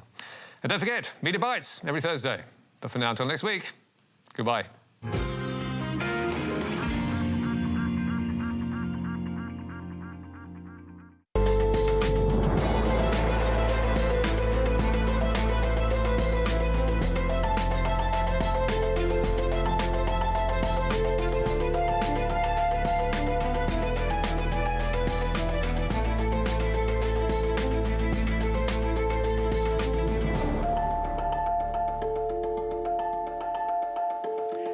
Welcome to The World This Week. I'm Beverly O'Connor. Coming up, hundreds of Ukrainians make it to safety, but thousands more remain trapped in the besieged city of Mariupol. A leaked document reveals the US Supreme Court is poised to strike down the landmark Roe v. Wade decision which legalized abortion. And will the Philippines presidential election see a return to power for the Marcos family dynasty? Well, let's start with the war in Ukraine, and there was relief for hundreds of civilians this week who were evacuated from the strategically important port city of Mariupol and other nearby communities. Many had been trapped in tunnels under the city's Azovstal steelworks, which has come under intense Russian bombardment. Our Europe correspondent Nick Dole reports from Dnipro. Relief and refuge. For months, these evacuees sheltered under the steel plant in Mariupol, not knowing if they'd ever get out. Every night we went to sleep thinking whether we would wake up the next day. When the shelling started, I was taken to the plant. They said it was safe there, but then it was encircled and we couldn't leave. A ceasefire has allowed busloads of civilians to escape to the relative safety of Zaporizhia. They've been living for 2 months in shelters with hardly any food, lack of water, didn't have a, decent bath for 2 months. Russia has resumed the assault on the Azovstal steel plant, where hundreds of Ukrainians are still trapped. This man, still inside the plant, says he found 2 bodies and saw dozens injured in a series of explosions. See what happened? These 2 girls. What have they suffered for? Heavy fighting in Kharkiv is making it difficult to recover the bodies of the victims of Russia's aggression. Ukraine's second-largest city has seen no reprieve since the start of the invasion. In the western city of Lviv, which has largely been spared so far, airstrikes have hit power stations, injuring several people and cutting off electricity in many districts. It's hoped more evacuation corridors will be set up, including those in Mariupol, but progress is slow. 100,000 people are still stranded in this ruined city. They tell us to keep waiting. How can I leave my home? Let them blow me up here. Each day brings more horrific proof that nowhere in Ukraine is safe right now. Nick Dole, ABC News, Dnipro. The US Supreme Court has confirmed the authenticity of a leaked draft of its decision to overturn one of the most famous legal precedents in American history, Roe versus Wade. It was the case that legalised abortion in America, and it's been a lightning rod in the cultural wars ever since. Sarah Ferguson is in Washington. Oh yay, oh yay, oh yay. All persons having business before the Honorable, the Supreme Court of the United States, for the court is now sitting. Last December, Supreme Court Justice Sonia Sotomayor, one of the minority left-leaning judges, issued a warning from the bench that a decision to overturn Roe versus Wade would threaten the integrity of America's highest court. Will this institution survive the stench that this creates, that the Constitution and its reading are just political acts? There's no question the leaked draft judgment penned by Justice Alito and circulated to his colleagues is provocatively political, claiming that Roe was egregiously wrong from the start and must be overruled. I was not surprised by the result, but I am surprised by the vehemence of the opinion. It's very broad, very filled with the rhetoric of the anti-abortion movement. This has sweeping implications well beyond abortion that Americans don't understand. And Justice Alito, in the draft opinion, in his very first sentence, called this a moral issue. That signals that this court is fighting the culture wars, not fighting the legal wars. The vehemence of Alito's draft and its charged rhetoric has redrawn those culture war battle lines. He has said so much that I, in my involvement for 35 years in the movement, wanted to hear somebody say. And that is Roe versus Wade was wrongly decided. Chief Justice Roberts was at pains to say the draft text is not final and could change. But a leak of this magnitude is extremely rare, and its audacity has everyone speculating on motive. Who had the motive to leak this draft? Is it a leaker from the left, from a clerk for one of the more progressive Supreme Court justices who saw that the 5 votes were there to overturn abortion protections and wanted to, raise political hell as quickly as possible? If this version holds, the Conservative majority will overturn almost 50 years of legal precedent set by the Roe v. Wade decision, which guaranteed a woman's right to an abortion. It's a law that's significant because it bans forced pregnancies. It says government can't force someone to carry a pregnancy to term against their will. In some ways, that's the brilliance of Roe. It says that if we can't agree, if there's no consensus on this question, then we leave it to individuals. The pending decision would represent a huge victory for conservative Republicans, whose pact with Donald Trump could deliver their biggest prize, extinguishing the right to abortion. I have argued 2 abortion cases in the U.S. Supreme Court. Lawyer Catherine Colbert, who nearly 30 years ago convinced a conservative Supreme Court to reinforce the Roe decision, says today's conservative judges are far more ideological. Today, the hallmark of the Republican Party, in my view, is cruelty in many respects. Saying to women, you believe you ought to have children, even if you don't want them, because we think that's what's best for you. Justice Alito's draft argues that since the word abortion doesn't appear in the Constitution, it shouldn't be protected by it, and the issue should be sent back to the states. Once the decision is final, 26 of those states now seem likely to ban abortion completely. We have a law that within just a matter of weeks will begin protecting unborn babies from what we consider to be the tragedy of abortion. We're going to see abortion banned from the east coast of the United States all the way west to Texas, from the northern Canadian border all the way south to the Mexican border, and abortion will be limited to coastal areas or a few liberal states. The court's anti-abortion stance, so clearly backed by the Republican Party, will now be a political rallying cry for the Democrats in the upcoming midterm elections. We know that history is on our side, and we know the politics is on our side. And you can be sure in 2022, this is going to be an issue all across the country. Democrats can easily be too optimistic that this is going to improve their fortunes politically. The abortion issue actually cuts both ways. A lot of socially conservative Hispanic voters are not supportive of abortion rights, and they're moving already in the Republican direction. The final decision is expected shortly.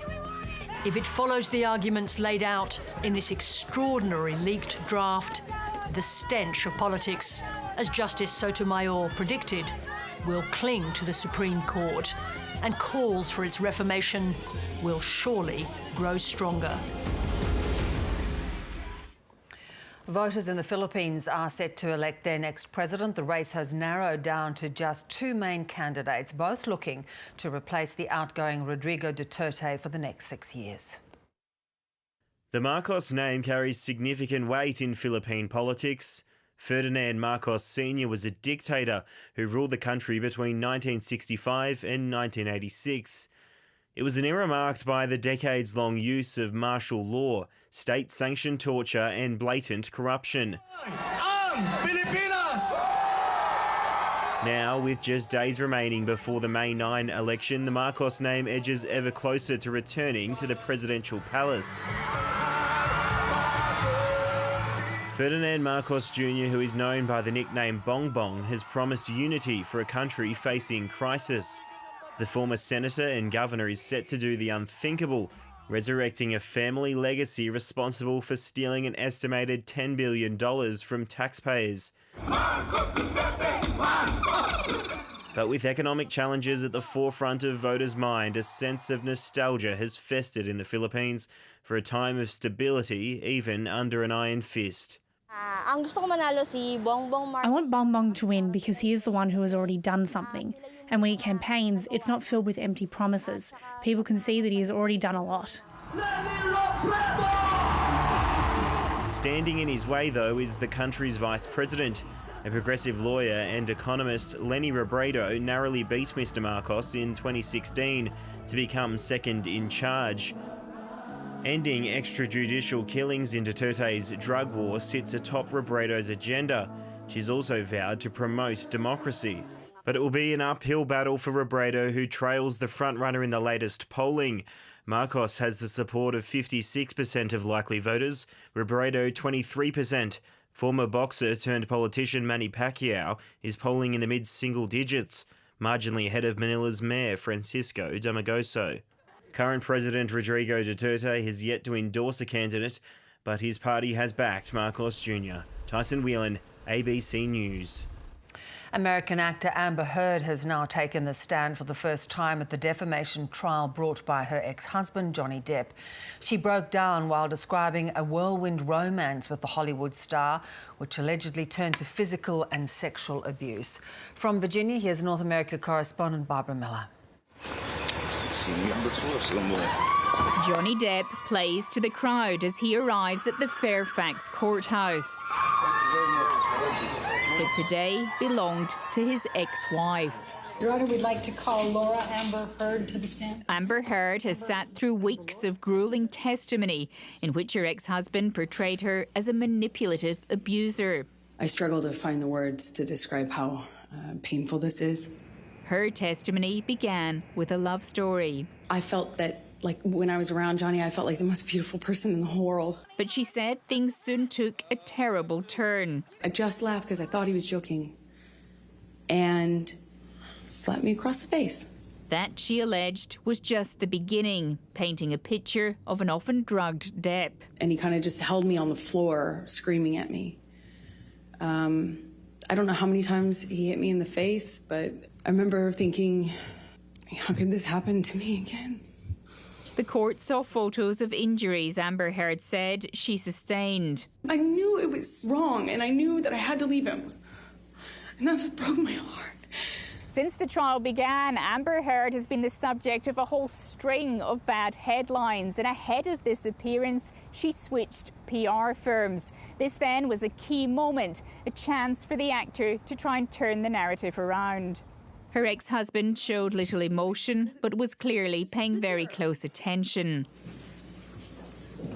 The jury has now been presented with wildly differing accounts of a marriage in crisis. See you on tomorrow, I suppose. Barbara Miller, ABC News, Fairfax, Virginia. India is in the grip of a record-breaking heat wave, temperatures soaring well above 40 degrees. Scientists say the early onset of intense summer conditions are linked to climate change, causing a power crisis and landfill to catch fire in the capital. From New Delhi, here's our South Asia correspondent, Avani Dias. This gigantic pile of rubbish on the outskirts of Delhi is 17 stories high. For more than a week, it's been burning during a record-breaking heat wave. Researchers say it's further evidence climate change is accelerating. It's very difficult. Our kids are young. They all have coughs and headaches. Sunita lives and works at the landfill. Now she's surrounded by toxic fumes from the fire. She's also one of more than 1 billion Indians experiencing the hottest temperatures for March and April in more than a century. We can't sleep at night, and if we turn on the fan, then smoke comes inside the house. The majority of Indians work outside, unable to get any reprieve from the heat. People like Fool Singh carry up to 60 kilograms on their heads each day. Obviously, the heat is affecting me, but I need money. We have empty stomachs, so we have to work, whether it's hot, cold or stormy. Extreme heat waves aren't new in this region, but this one is concerning because of its early timing and spread. India's main power source is coal, and higher demand for electricity has led to a shortage, causing outages. Scientists say the heatwave conditions being experienced in India is something they've been predicting for years as a result of climate change influenced by humans. They say scenes like this are a reminder to the international community about the threat of environmental destruction. People around the world have to come up with a solution to this. For now, residents need to find whatever means they can to escape the oppressive heat. Avani Dias, ABC News, New Delhi. A week after North Korea vowed to speed up the development of its nuclear capability, Pyongyang has carried out another major weapons test. Both Japan and South Korea report a suspected ballistic missile was fired off North Korea's eastern coast before crashing into the Sea of Japan. Here's North Asia correspondent James Ocean. North Korean leader Kim Jong-un has shown no signs of softening his stance. He's talked recently about fast-tracking the country's nuclear weapons program and launching preemptive strikes against the country's enemies. The latest missile only flew for around 15 minutes before crashing into the Sea of Japan. It's one of many tested this year. In March, North Korea launched an intercontinental ballistic missile, the first since 2017. Experts suspect the country is trying to develop missiles that can evade other missile defence systems. North Korea's recent remarkable development of nuclear missile-related technologies is not only unacceptable for the security of Japan and the region, but North Korea's slew of actions, including its repeated launches of ballistic missiles, threaten the peace and security of our country, region, and the international community. This launch comes less than a week before the inauguration of South Korean President-elect Yoon Suk-yeol. He's vowed to take a much harder stance against the North. The posturing from Pyongyang is only hardening views against the regime. The United States is expected this month to push for more sanctions at the UN Security Council, but China and Russia are unlikely to agree. More now from Ukraine, and in several parts of the country, missile strikes continue to hit civilian centres. Our reporter Nick Dole was in the city of Dnipro in central Ukraine during a suspected Russian attack. Missile warnings are nothing new in Dnipro. They're often ignored. Just behind you. But this time, something struck hard near the heart of the city. Are you rolling? Yeah, mate. So I've just heard a very, very loud bang in the centre of Dnipro. Air raid sirens are very common here, but that was a really, really loud one. There was a big bang and a flash as well. So we're going to get to safety. After taking cover for a while, we arrived at the scene of the strike. The windows and doors of these shops were blown out. Sasha was working at the service station when the rocket struck. You were sitting down here. Down, the rockets. When the rocket came. Wow. When we arrived, we found these pieces of metal on the ground, and experts here say they almost certainly came from a missile. While we can't possibly say for certain what the intended target was, that could be a pretty good clue over there. That's a railway bridge, and Russia has made no secret of its plans to continue targeting Ukrainian railways to stop supplies getting to the front line. This is the moment the missile landed. It's not yet known if there are any casualties, but the country's leader is confident there will be justice. All of these crimes will be answered legally and quite practically on the battlefield. Attacks are increasing in this region where Russia is fighting for control of Donbass. Pro-Russian separatists say one person was killed in this inferno caused by Ukrainian shelling of an oil depot. With Vladimir Putin in search of a military win and new territory, Ukraine says it can't afford to give an inch. Nick Dole, ABC News, Dnipro. Well, for parents, it's almost unthinkable, but a series of alleged IVF mix-ups have been uncovered in the United States. They've had life-altering consequences for families, and they've prompted renewed scrutiny of the fertility sector. Here's North America correspondent Jade McMillan. Time with their two boys means everything to Donna and Vanna Johnson. Yeah, and I can't use that now, can I? But their quiet life in Utah changed dramatically when home DNA tests taken to trace their family history revealed their youngest son wasn't related to his dad. I thought, what do you mean father unknown? You know, I'm his father, and it just began an incredible, hard journey. Unlike his older brother, Tim was conceived using IVF, and Donna immediately suspected something must have gone wrong at the clinic. How did I have a baby with a stranger? How is that possible? And how would I have not known? The Johnsons eventually tracked down another couple now living in Colorado who'd used the same clinic around the same time. Devon and Kelly McNeil were sceptical at first. However, further DNA tests proved Devon was Tim's biological father. So now our kids have a half-brother that they never knew. It's crazy to go through it all and really try and digest it. The two families are now getting to know each other, giving Tim the power to decide how much involvement he'd like from Devon. Tens of thousands of babies are born in the US each year using assisted reproductive technology like IVF. The two families in this case hope their story will encourage more scrutiny and accountability in the sector. But fertility doctors insist mix-ups are rare. Every lab should have a way to avoid that with both the witnessing and verification. It takes multiple steps through every twist and turn. You ready, buddy? The Johnsons and the McNeils are now planning legal action against their clinic, but say their main goal is the well-being of the kids in both their families. Jade McMillan, ABC News, Salt Lake City.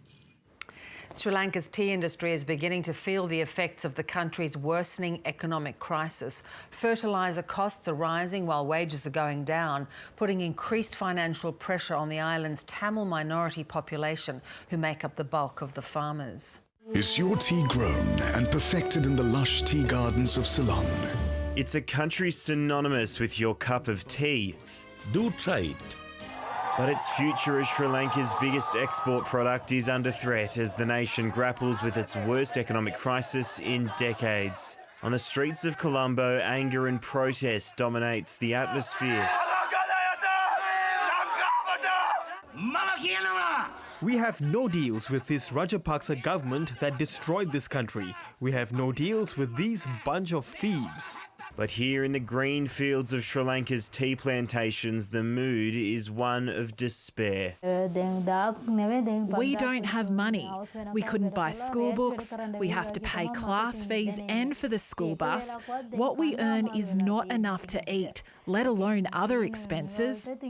Arul Lapan is one of hundreds of thousands of tea industry workers bearing the brunt of a financial catastrophe. For a month's work, she and her husband Michael receive around 30,000 rupees. That's equivalent to just 120 Australian dollars after the nation devalued its currency. For her family of 5, it's near impossible to stay afloat. Sugar prices have gone up, wheat flour, rice, everything has gone up in price. We can only eat one meal a day. The pandemic all but shut down Sri Lanka's tourism industry, severing an economic lifeline for a country already short of revenue in the wake of steep tax cuts by the government. For the tea industry, laws banning certain chemical fertilisers saw a massive drop-off in production, down 15% in the first quarter. Tea exports are at their lowest level in 23 years, adding another layer of pressure to a country already facing lengthy power cuts, fuel shortages and surging inflation. Dry weather is also putting stress on plantations. For Arul Lapan, the tea leaves once promised the hope of a better life. Now that looks an increasingly distant prospect. Tyson Whelan, ABC News. The head of Rugby League in Papua New Guinea is hoping the country's bid to join the National Rugby League here could benefit from political support in Australia. The nation already has a side competing in a lower-tier league in Queensland and says it's ready to make the step up. Here's PNG correspondent Natalie Whiting. Papua New Guinea is the only country in the world where rugby league is the national sport, and now it's making a push to join Australia's national competition. The PNG government, along with the local governing body, PNG Rugby Football League, and the country's sports foundation, has officially launched its bid to enter a team into the NRL. PNG says it's working to be able to demonstrate strong credentials as a prospective participant by 2025, with the aim to join the league by 2030. It says the bid will celebrate and showcase PNG's passion for the game, sporting talent and events hosting capability. Last year, the Queensland-based Dolphins became the 17th NRL team, set to join the competition in 2023. That announcement immediately set off debate about who would be the 18th team to avoid a bye each round. PNG will be coming up against contenders from Brisbane, Perth and New Zealand in its attempt to secure a spot in the league. Our PNG NRL bid team is ready. The time to start the journey is now. We can't wait anymore. While the decision on the selection of the 18th team rests with the Australian Rugby League Commission, there has been political support for PNG entering the NRL. In 2018, the Labor Party moved a motion at its national conference to support the admission of a PNG side to the NRL if it's elected. And both sides of politics are keen to strengthen the relationship between the two countries in the wake of rising regional tensions in the Pacific. Sport can become a vehicle for people-to-people relationships. It can strengthen the relationships between Australia and us. So there are many avenues we are looking at selling this, and I think it can strengthen the diplomatic relations between not just the government of Australia and the government of PNG, which has already been done at the prime ministerial level, but the people-to-people relationships that we are developing, I think can enhance our relationships. And do you think that could help your bid? Definitely. This isn't the first time PNG has made a bid to join the NRL. There was a failed attempt back in 2009, but the organising bid committee says a lot has been learnt in the years since and they're feeling confident. And that is the program. You can always watch the show on iView, and there are more world news and interviews at the ABC's YouTube channel. And do join me on The World weeknights on the ABC's News channel. I'm Bev O'Connor. Thanks for your company. Bye-bye.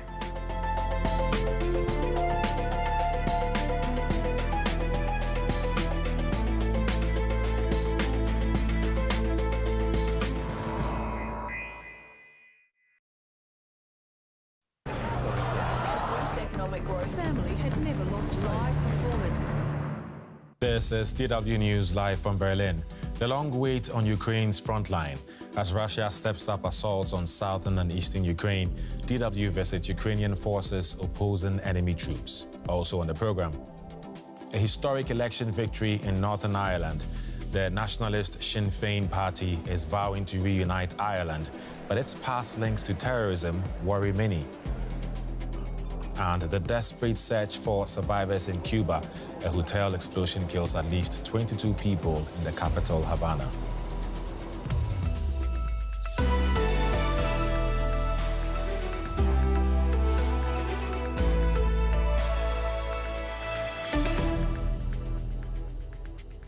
Hi, I'm Eddie Micah Jr., and you're welcome to the program.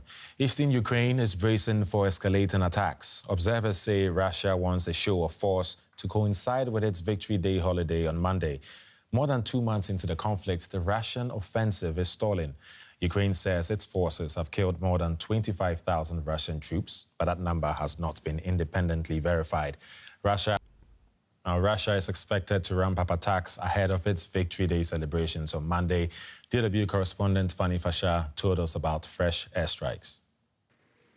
As we are speaking right now, we are just hearing the new airstrikes are being encountered in Odessa, according to Ukrainian information. Now, obviously, already strikes were witnessed there earlier today. But what's really interesting, or bizarre even for me, like in the lead up to the beginning of this full-scale invasion on February 24th, and we're covering from here from Kiev, we kind of had a very similar feeling, like something is in there. This is what it feels like right now in the lead up to May 8th and May 9th. May 9th, obviously, when Russia celebrates their victory, when it was then Soviet Union over then Nazi Germany in Second World War. So yes, definitely people have this feeling, maybe, and this is in fact also what President Zelensky pointed out in an emotional address yesterday online, that people should take these air raid sirens seriously and go and seek shelter. Because obviously, with the war ongoing now in the third month, some people say, okay, I've heard it before, I don't think something is going to happen, and they just simply ignore it.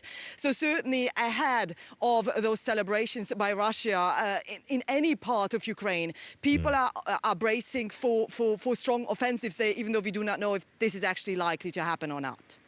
So bracing for strong offensive. Now, while Russia's attacks continue, Ukraine's military says it has killed more than 25,000 Russian soldiers. How reliable is that figure?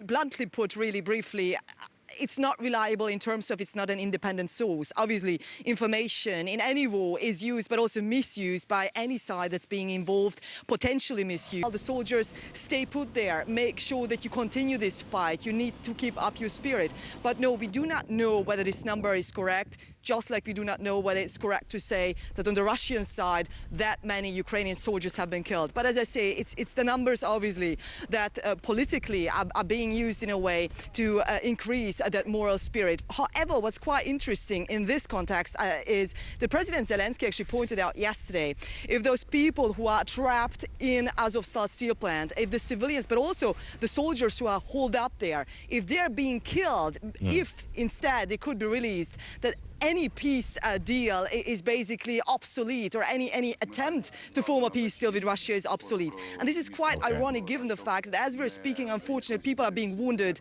and killed right now in Ukraine. DW correspondent Fanny Fasha in Kyiv, thank you very much. Let's look at some more developments in the conflict. Russia's military is rehearsing for the Victory Day parade. The holiday marks the defeat of Nazi Germany in World War II. President Vladimir Putin is expected to use the occasion to put a positive spin on the war in Ukraine. Ukraine's military has released footage it says shows a drone strike on a Russian landing vessel in the Black Sea. The video also includes an attack on a building Ukraine says was used for storing missiles. The Irish nationalist Sinn Féin party is set for a historic election victory in Northern Ireland, part of the United Kingdom. The party secured the most first preference votes, winning 29%. Sinn Féin leader Michelle O'Neill is on course to head up the next government. It will be the first time Northern Ireland is led by nationalists who want unity with the Republic of Ireland. Ireland was divided a century ago after its war of independence against Britain. What's now the Republic emerged as a separate nation, but Northern Ireland remained part of the United Kingdom because its Protestant majority wanted to stay British. Roman Catholics never accepted this partition. Tensions between the two communities turned violent in the 1960s, only ending in 1998 with a Good Friday Agreement. But Brexit has sparked new tensions. Northern Ireland left the European Union with the rest of the UK, while the Republic of Ireland remains a member. I asked DW correspondent Charlotte Chelson-Pill about the significance of Sinn Féin's first win in Northern Ireland.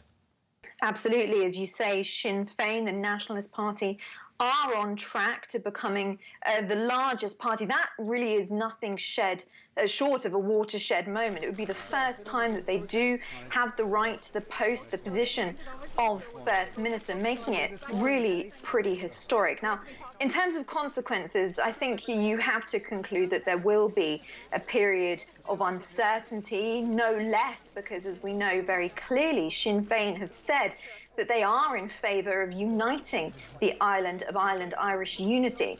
But let's look first of all at the short term. What we're likely to see is a period of negotiations, and that's because the Democratic Unionist Party, it said that it will not form an executive until the controversial Northern Ireland Protocol, this Brexit deal that was come up with, designed to avoid a hard border on the island of Ireland, is radically changed.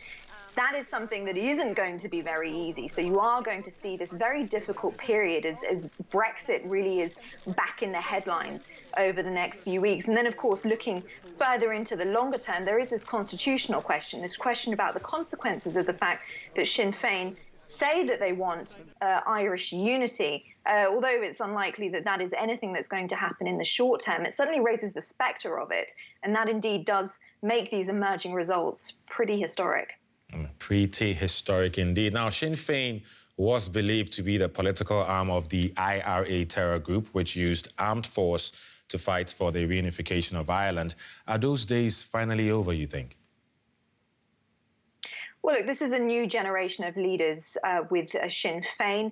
It is also a new generation for the electorate as well. And one of the really key stories that is emerging so far from this election is that some voters are turning away from this either nationalist or unionist vote and going for non-aligned parties or more moderate parties. That is a key feature of this. So certainly the fact that Sinn Féin does seem to be emerging as the largest party doesn't necessarily reflect, or doesn't appear to reflect, the fact that voters are hugely in favour or really pushing, or it's the top of their minds that they'd like to see a united Ireland. So that's something that really has to be taken into account here. But you will undoubtedly see some uncertainty. There are still pressure points within Northern Ireland, Brexit being one of them. And that, as I say, is likely to play out. Okay. DW correspondent Charlotte Chelson-Pale in London. Thank you. Here are some of the other stories in the headlines now. French President Emmanuel Macron has been sworn in for a second term. Macron beat far-right rival Marine Le Pen in a runoff vote last month. He has vowed to build a stronger France and ease social tensions with a more inclusive government. Japan and South Korea say North Korea has fired a ballistic missile off its east coast. It's the second launch in 3 days. There are growing fears Pyongyang is preparing to conduct a nuclear test. The Taliban have ordered Afghan women to wear the full-body burqa in public. It's one of the harshest controls imposed on women since the hardline Islamists took power last year.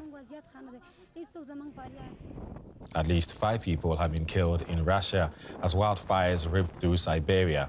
High winds have fanned the flames, torching around 200 buildings. Authorities have declared a state of emergency. An explosion at a hotel in the Cuban capital, Havana, has killed at least 22 people and injured dozens more. Emergency crews are still trying to locate any survivors. Authorities suspect a gas leak is to blame. The Saratoga Hotel, moments after the blast. The Saratoga has just exploded in front of me. Look at this. Officials say the gas cylinder on this truck caused the deadly explosion, which gutted the lower floors of the hotel and damaged nearby cars and buildings. You could see people shouting, dust rising, disaster. It was like a horror film, really. Cuban President Miguel Díaz-Canel visited the scene of the disaster, which happened near Cuba's national Capitol building. We're visiting the locations. Everything seems to indicate that it was an accident with a gas tank that caused an explosion, and therefore structural damage and a collapse. There is a group of people who are receiving help. There are rescue teams. The firefighters and all the specialized forces acted very quickly, but unfortunately, people have died. An anxious crowd gathered outside the nearby hospital looking for their loved ones. Inside, some of the dozens of people injured in the explosion received treatment, among them children. Rescuers worked into the night, clearing debris and pulling bodies from the rubble. The hotel had been closed for over 2 years due to the pandemic, but officials say workers were inside preparing for a planned reopening. To sports, the English Premier League club Chelsea is being sold to a consortium led by US investor Todd Boehly for just under €5 billion. Now, Boehly is the co-owner of the LA Dodgers baseball team. Authorities must still approve the Chelsea takeover. The sale will end 2 decades of ownership by the Russian oligarch Roman Abramovich. He was forced to sell the club under sanctions imposed over the war in Ukraine. And you're all up to date. Up next, a documentary push for a basic right to housing. We'll have more headlines for you at the top of the hour. You can also get your news 24/7 at our website, dw.com, and on Twitter at DW News. Feel free to follow me on Twitter at Eddie Micah. I am Eddie Micah Jr. From me and the entire team, it's bye for now, but there's more news at the top of the hour.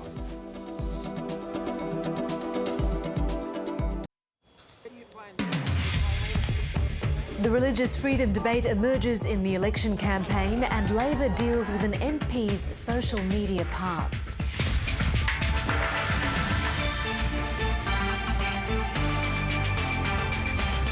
Weekend auctions see a drop in attendance off the back of an interest rate hike. And Afghan women ordered to veil their faces under a new decree by the Taliban. Hello and welcome to ABC News. I'm Mariam Saab.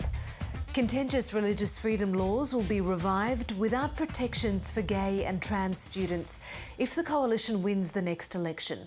Prime Minister Scott Morrison is standing by a decision to address the two issues separately in what risks further internal party division. Meanwhile, Labor leader Anthony Albanese was forced to defend one of his candidates who's come under fire for old tweets. Political reporter Stephanie Dalzell has the story. You're going to kick the balls in the goal? Is that the plan? On the offensive, Scott Morrison was in the ultra-marginal Perth seat of Cowan. Defended by Labor with a slim margin of just 0.9%. You like playing soccer? Yeah. No. The Prime Minister came to WA armed with cash to splash. $20 million for cellar door tourism and $30 million for a local pool in the marginal electorate of Pearce. A pledge which might sound familiar. Hi, I'm Christian Porter, and all kids in our community need to learn how to swim. Last campaign, the same pool was given money from a $150 million fund meant to support female sport. Instead, 80% of the money was plunged into swimming pools in coalition seats. Well, that's a tough way to start. The ghosts of Parliament's past continuing to haunt Mr Morrison elsewhere. The Prime Minister confirming the religious discrimination bill that divided his party earlier this year won't be introduced alongside additional protections for gay and trans students, against the wishes of some moderates in the party. That'd be a function of being able to deal with the other matter first. Anthony Albanese sandbagging the culturally diverse Western Sydney seat of Parramatta last night, beside two candidates parachuted into their posts over locals with diverse backgrounds. I've been talking to the local people, I've been presenting my plans for Parramatta. He'd love to be the next Prime Minister, wouldn't he? That's the plan. Today, travelling to Launceston, where he announced $20 million for clean energy projects and jobs at a campaign rally. And held a short press conference defending controversial decade-old tweets from Tasmanian Labor MP Brian Mitchell about female incontinence. I'm sure that Mr Mitchell regrets that, and it's not appropriate. Another day light on policy, but heavy on local announcements, with both leaders honing in on marginal seats. Scott Morrison and Anthony Albanese will close the fourth week of the campaign, facing off during a televised debate, kick-starting a frenetic fortnight of targeting the undecided, who, according to party insiders, are up to 1/4 of the voting population. Stephanie Dalzell, ABC News, Canberra. Clearance rates at auctions have dropped this weekend as concerns over rising interest rates bites. In the first selling Saturday since the Reserve Bank's hike, nervous buyers and sellers saw a drop in the number of properties sold. In some regions, up to a third of auctions were called off altogether. Here's David Chow. Despite the concerns over rising interest rates, things are still running hot at this auction in Sydney. Head to me in 735. In Mernda, on the outskirts of Melbourne, bidding for this house was a lot more subdued. Okay, I'll take it. Take $100. Why not? 615, 600. We got there, it was like pulling teeth out of a chicken. Well, certainly this weekend there's about 30% less auctions happening than what happened last week. So there's a lot of caution in the market. OK, so speak now or forever hold your peace now, sir. That caution is certainly warranted since it's uncertain how quickly rates will rise. But if they were to hit 2.6% in, say, 2 years, someone with a $1 million mortgage can expect to fork out an extra $1,350 per month. It's a bit scary that they're going to go up even more, especially for people like myself who's looking to buy as a single mum. We will move to pass the property in. People also won't be able to borrow as much to buy their dream home. For someone earning $100,000 before tax, after Tuesday's rate hike, the maximum amount they can borrow has dropped by about $20,000. But in a year's time, if the RBA hikes rates 5 more times, that person would be able to borrow about $123,000 less than they can now. But buyers like Veronica Farid are hopeful it could also bring down house prices as well. By the end of this year, I'm sure houses are going to drop by 100,000. So if we don't get it today, we'll get it by the end of the year. Selling, selling, selling now. Sold! Congratulations! Lucky for her, she didn't have to wait that long. The Reserve Bank put out a dire forecast in early April. It warned that if interest rates were to rise by just 2%, it could lead to a 15% drop in property prices, given Australian households have some of the highest levels of debt in the world. But some experts say the correction won't be that severe. I think if we were looking at a kind of moderate or reasonable correction in property prices of, say, around 10%, that would actually take prices in most capital cities only back to levels that we saw last year. Which isn't much comfort for those struggling to get into what's still very much an overheated property market. David Chow, ABC News. Another 50 civilians have been rescued from the Azovstal steel plant, but fears are growing for the soldiers that are still fighting inside. It's the last part of Mariupol still under Ukrainian control, but broken ceasefires and a looming Russian national holiday are adding pressure to get everyone out urgently. ABC's Europe correspondent Nick Dole reports from Dnipro. No words, just tears. This mother and daughter are part of the latest group of civilians to be evacuated from the Azovstal steel plant, a factory turned fortress that's become the last Ukrainian holdout in Mariupol. Hundreds of fighters have made this their home for the past 2 months, but many women and children too. Trapped with little food and water in the sprawling labyrinth of tunnels underground. Despite an agreed ceasefire, Ukraine says Russia has stepped up attacks on the plant in the hopes of seizing it by Monday, when Moscow marks victory in World War II. We want nothing else but victory. No talks. They don't work. They haven't worked for 8 years.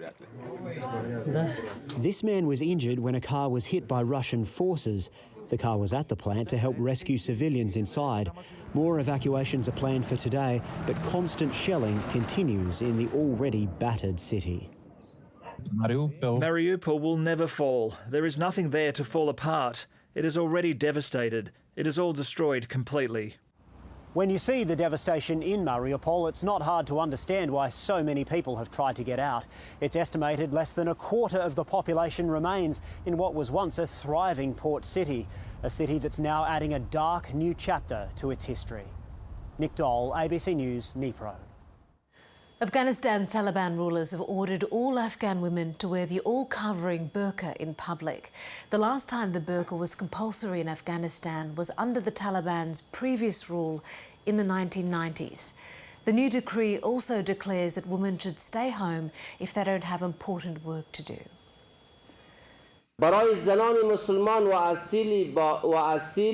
The burqa, which has been part of our country's tradition for centuries, is the best choice for the hijab. It should not be too tight or thin enough to reveal the body. French President Emmanuel Macron has been sworn in for a second term in a ceremony in Paris after besting far-right candidate Marine Le Pen in the recent runoff elections.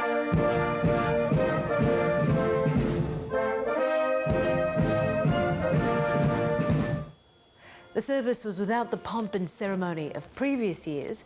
It was attended by former Presidents Nicolas Sarkozy and François Hollande at the historic Élysée Palace, which is the President's official residence.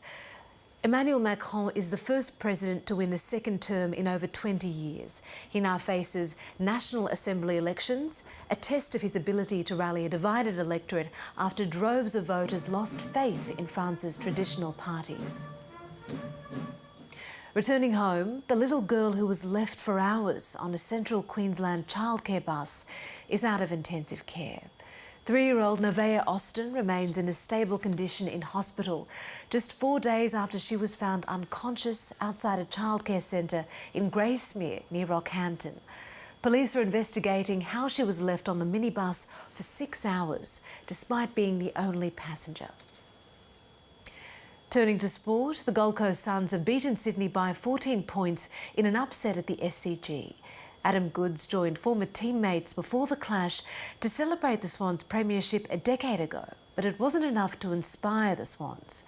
In Melbourne, it was a day out for Tom Lynch, who kicked 6 goals to help Richmond easily beat Collingwood by 27 points. Tiger star Dustin Martin made a successful return, kicking 2 goals and gathering 23 disposals. 22 Tigers players broke through the banner, but the cameras focused on just one. That man, Dustin Martin, is back. In his first game since round 1, There's the don't argue. the Brownlow medalist showed off his trademark. After a tight opening term, Tom Lynch was wayward. He's missed 2 sodas. But a spark from Maurice Rioli Rioli again gets his man! offered Lynch another shot. He quickly found his radar, and by half-time had 5 goals and 18 possessions to his name. Tom Lynch for 5 in the first half, if you don't mind. Lynch's Tigers held a 24-point lead. Dustin Martin found space and slotted his first goal before he was mobbed by his teammates. Jack Ginnivan was awarded another high tackle, his head copping it again at three-quarter time. A double forearm to the back of the head. A dazed Collingwood battled in the final term, but the Tigers were too good. Lynch finishing with 6. 3 wins out of 4 at the SCG for the Gold Coast Suns against the Swans. It's not the first time the SCG has been stunned by the Suns. Despite the return of Sydney's 2012 Premiership heroes, it was the Suns who provided the inspiration from the start. And caps off a superb opening term. Suns livewire Isaac Rankin, their brightest spark. He's been on fire. He loves the SCG. But a 4-goal-to-1 third term saw the Swans draw level at the final break. A mostly unseen Levi Casbolt stepped up to the challenge, kicking 2 in the last quarter. And the Suns are going to do it again at the SCG. The Swans have now lost 2 in a row. The Suns have now won 4 out of their last 6 games against the Sydney side. Tom Maddox, ABC News. The Melbourne Vixens have moved into the top spot on Super Netball's ladder after surviving a thriller against the Firebirds.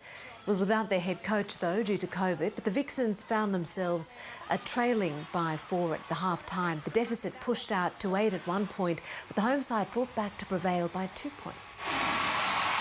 Just listen to the crowd here at John Cain Arena. How happy are they to see their Vixens get the win today? It was a heartbreaking loss for the Firebirds, who remain 3rd on the ladder for now. Let's take a quick look at the weather in the capital cities for Sunday. Before we go, Brisbane can expect showers. For Sydney, it will be sunny.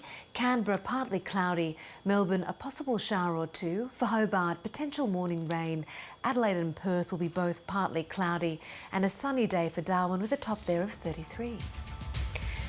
And that's the latest from ABC News. Keep up to date with us at news.abc.net.au and on ABC iView. I'm Mariam Saab. Thank you for watching.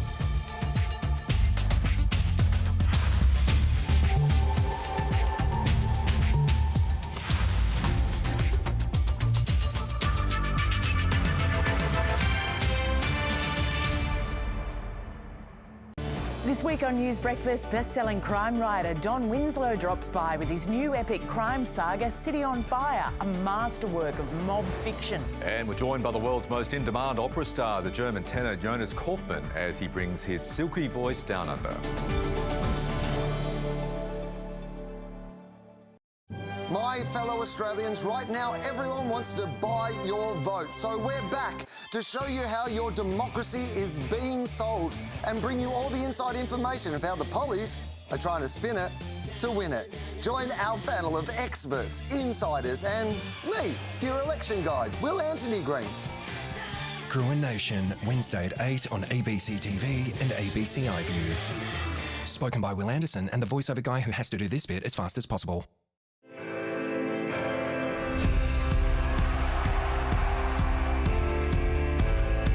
How about you come on a journey with us? You with me, guys? Let's conquer the world. Wow. I decided to stand up last night, and I'll continue to stand up. We'll be braver and smarter and stronger in love. Who is brave? Me. Yes.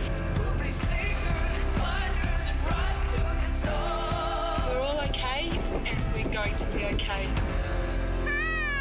I'm getting quite emotional. Gets your heart racing. Turned into such a crier. We're going to understand racism. You are pioneers. I'm on my quest for true love.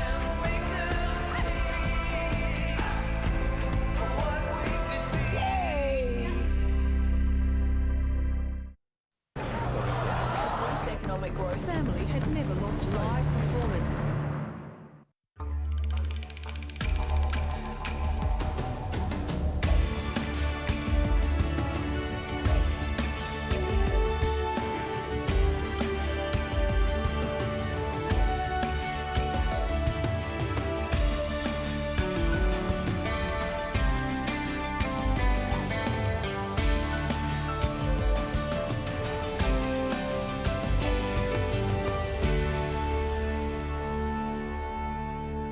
Hello, I'm Pip Courtney. Too often, elderly people living in the bush are forced into care a long way from home. But a small town on Queensland's Western Downs is changing that. After noticing a need, new jobs have been created, matching local carers with senior citizens. Toowoomba reporter David Iliff explains how this homegrown community care works.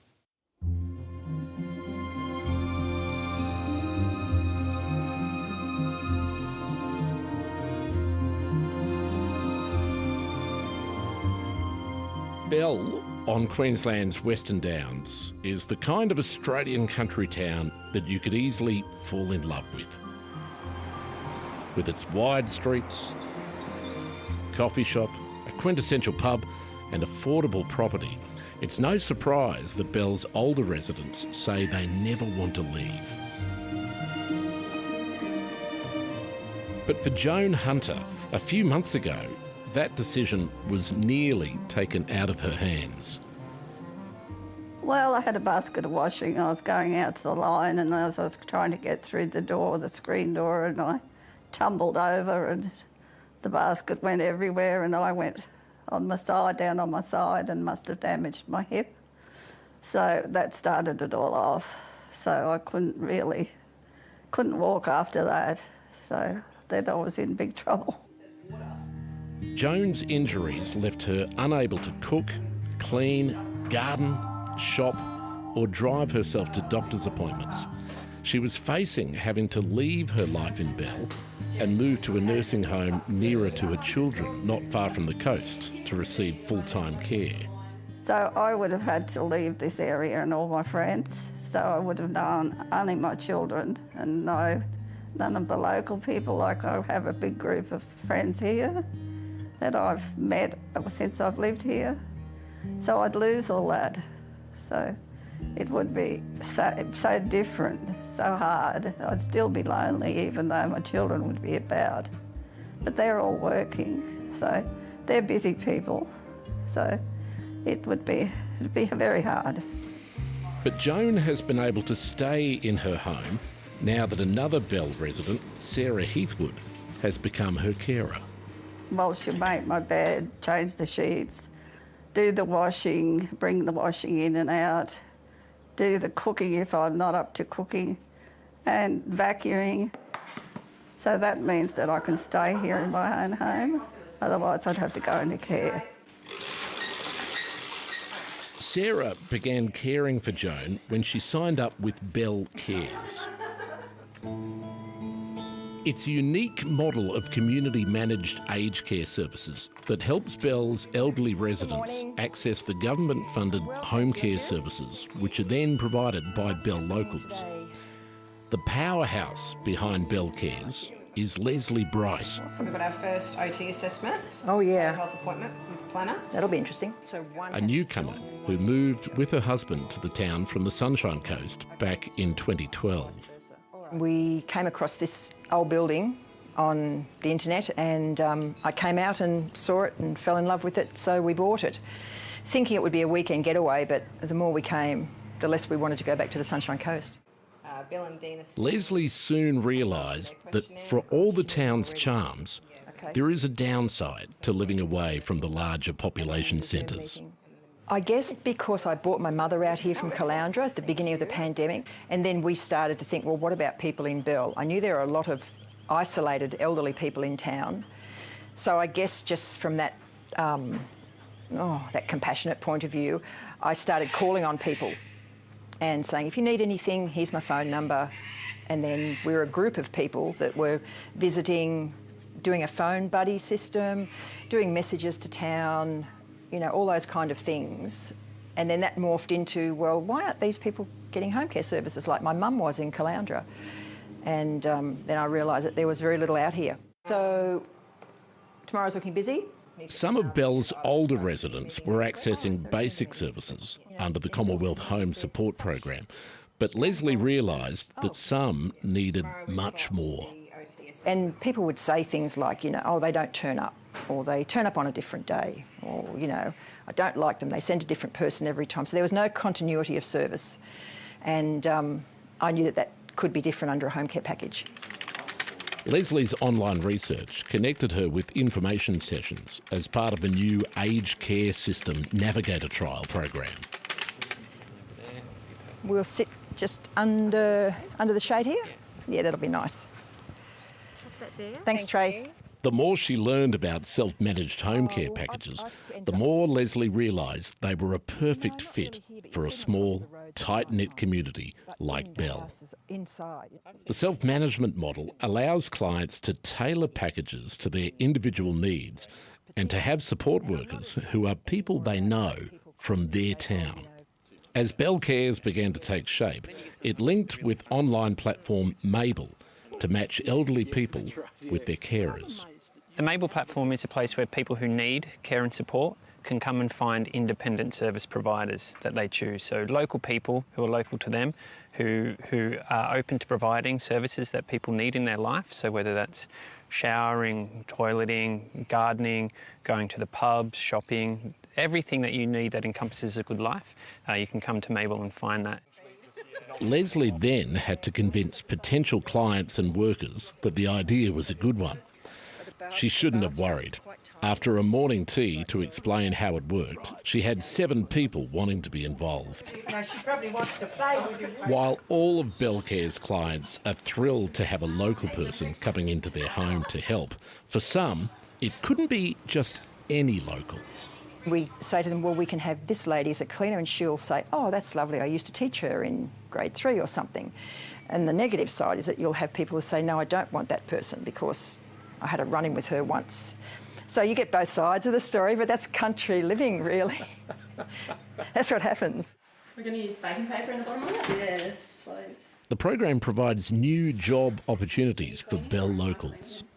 My youngest child had gone to school for prep, so I was just I had a part-time job, but I was looking for a bit extra. And this opportunity gave Sarah what she was looking for, and more. Income. That was like the big thing, you know, and a second job, not having to, you know, travel to Dalby or to other communities. I could come to my own community and work. And there's just lots of knowledge that they know that we don't know. It's 180 for 55 minutes. What's the time? It's been good learning on both sides, I think. Bell Cares has partnered with Brisbane-based home care package provider Trilogy Care as its service provider, one of only a few in Australia to offer self-managed home care plans. Bell Cares is the intermediary between Trilogy and the clients in Bell. Bell Cares is kind of like if you had a package and your daughter or son was self-managing it for you. So we're kind of like the sons and daughters for 40-odd people in town. So we've sort of coined a new term for ourselves, and that's community management. So we're self-managing, but we're a step in between, because it's very difficult for the elderly to do it on their own. So I was starting to think about a lot of stuff to explain how we started and how we got to where we are today. And then I thought, no. We provide Bell Cares the clinical governance and the financial governance so that they can do what they can do for their community. Trilogy Care believes this concept of community-managed home care packages is to the aged care industry what rideshare service Uber was to the taxi industry, a new disruptive concept. The rural and remote areas are underserviced. It's just the large listed groups and the faith-based providers, it's just not viable for them to get out into those communities. So we need to be innovative. I would love to see this model, this community-managed model, get out into those rural and remote communities throughout Australia. You know, we're talking to towns in Western Australia, South Australia, a lot here. We're here talking to 22 councils here in Queensland. We want to see an expansion of this concept. What started as a group of community-minded women keeping an eye out for the elderly in town has blossomed into a fully fledged aged care coordinating service, employing 10 people here in Bell and with 41 clients. But experts in the aged care industry believe that what Leslie and the team have created here in Bell has the potential to be replicated in small towns right across Australia. So what Bell Cares has been trying to do by identifying local staff who can actually work in with the residents of their local town is a very good solution for those small communities. Paul Sadler is CEO of Aged and Community Services Australia.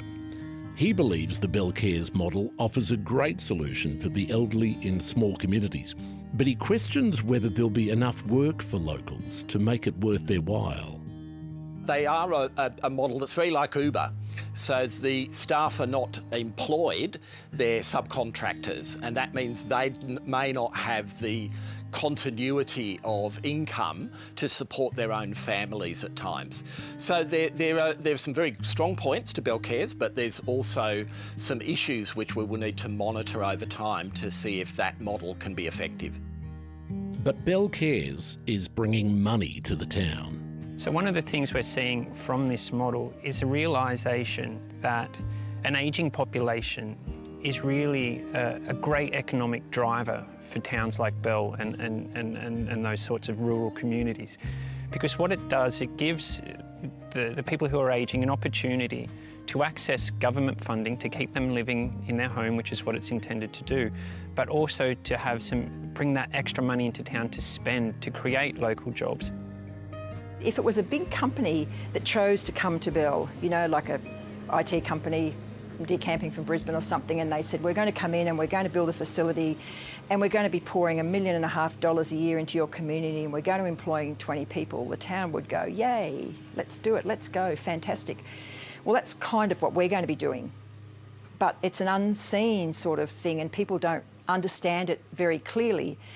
I guess that's the part of it that's been more interesting over a wider area, is generating employment in small rural towns. While it remains to be seen whether the Bell Cares model is replicated elsewhere, there's little doubt that in just a couple of short years, it's changed lives in Bell. So it keeps people in these little towns and then it gives work to the locals. So this could change lots of things. You know, the elderly people could stay near their family that are on the farm. So I think it's a game changer. Hello, I'm Kerry Stake. Tomorrow on Landline, the battle of the kangaroo campaigns. As animal activists fight to bring an end to commercial harvesting over what they say are inhumane practices, the roo industry tries to sell its welfare and sustainability credentials to the world.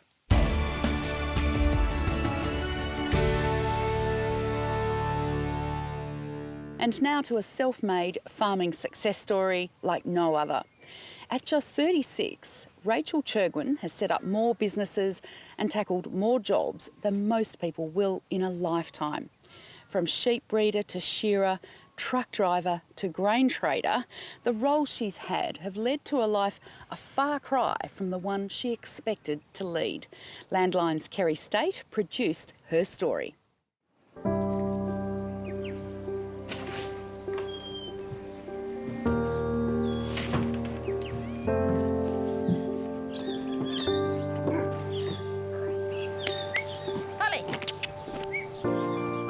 I believe you should do what you love. I'm fortunate, I love everything I do. I love farming and I love sheep, and I really can't imagine a life that doesn't involve those two passions of mine. I think my passion for livestock started young. So I grew up on a small farm on Kangaroo Island. I was one of 5 children, but Mum homeschooled us the whole way through, right to year 12. So as a kid, I was taught a few things I didn't like. One was a cross-stitch, what I absolutely hate doing. But then we also learned how to milk cows and butcher sheep and farm and shear and drive machinery. And I guess it set me up to try things that maybe I would have been too nervous to do if I hadn't have had that skill set.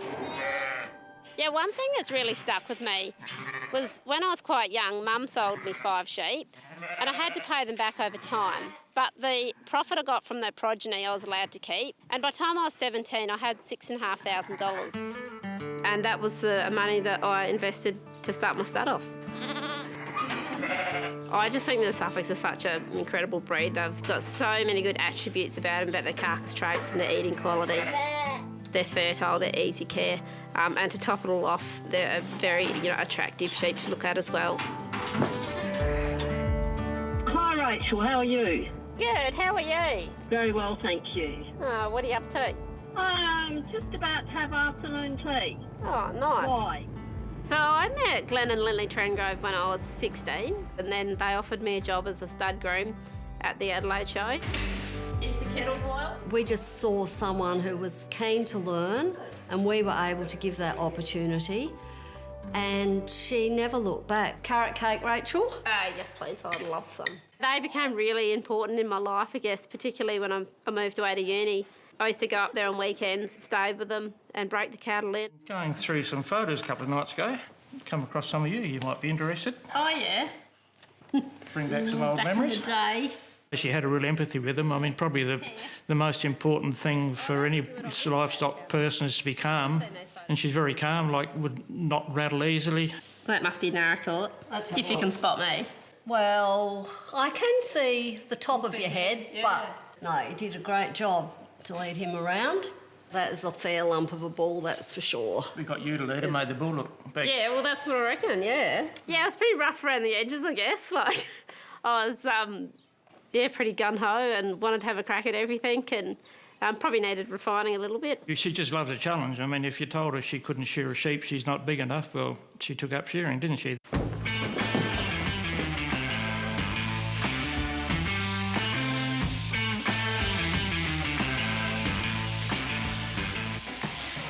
I've always been fascinated by shearing as a young child. I just used to love shearing time. My mum did say the girls can't be shearers, and that sort of set a precedent for me then to want to do it and get good at it. I first met Rachel as she was a part of a shearing gang. She was a very clean shearer, and she was also a very quiet, behaved, basically the shearer you'd want in the shearing shed. There was a few sheds where blokes would say to me, oh, well, good luck. And they were a bit sort of negative in that light, but mostly they've been really supportive. A lot of people were quite excited about it because it was something very different for them as well. But there's definitely more and more girls shearing now, and there's some excellent female shearers out there. What are you doing this afternoon? Drinking beer. No, seriously. I might do some mowing. Oh, yeah. Look, it is hard work, but you feel good at the end of the day. Like, you do an honest day's work, you make great money these days shearing. I didn't do 60 last week, and I did 60 this week. Yeah, but you were trying harder because you didn't have your music distracting you. I would have tried harder if I had my music. There's just something fun about it. It's quite competitive, and I love the competitive side, I guess. I've always been very competitive. It's definitely something I need to tone down sometimes, and I need to think things and not say them. But yeah, sometimes they're just said anyway.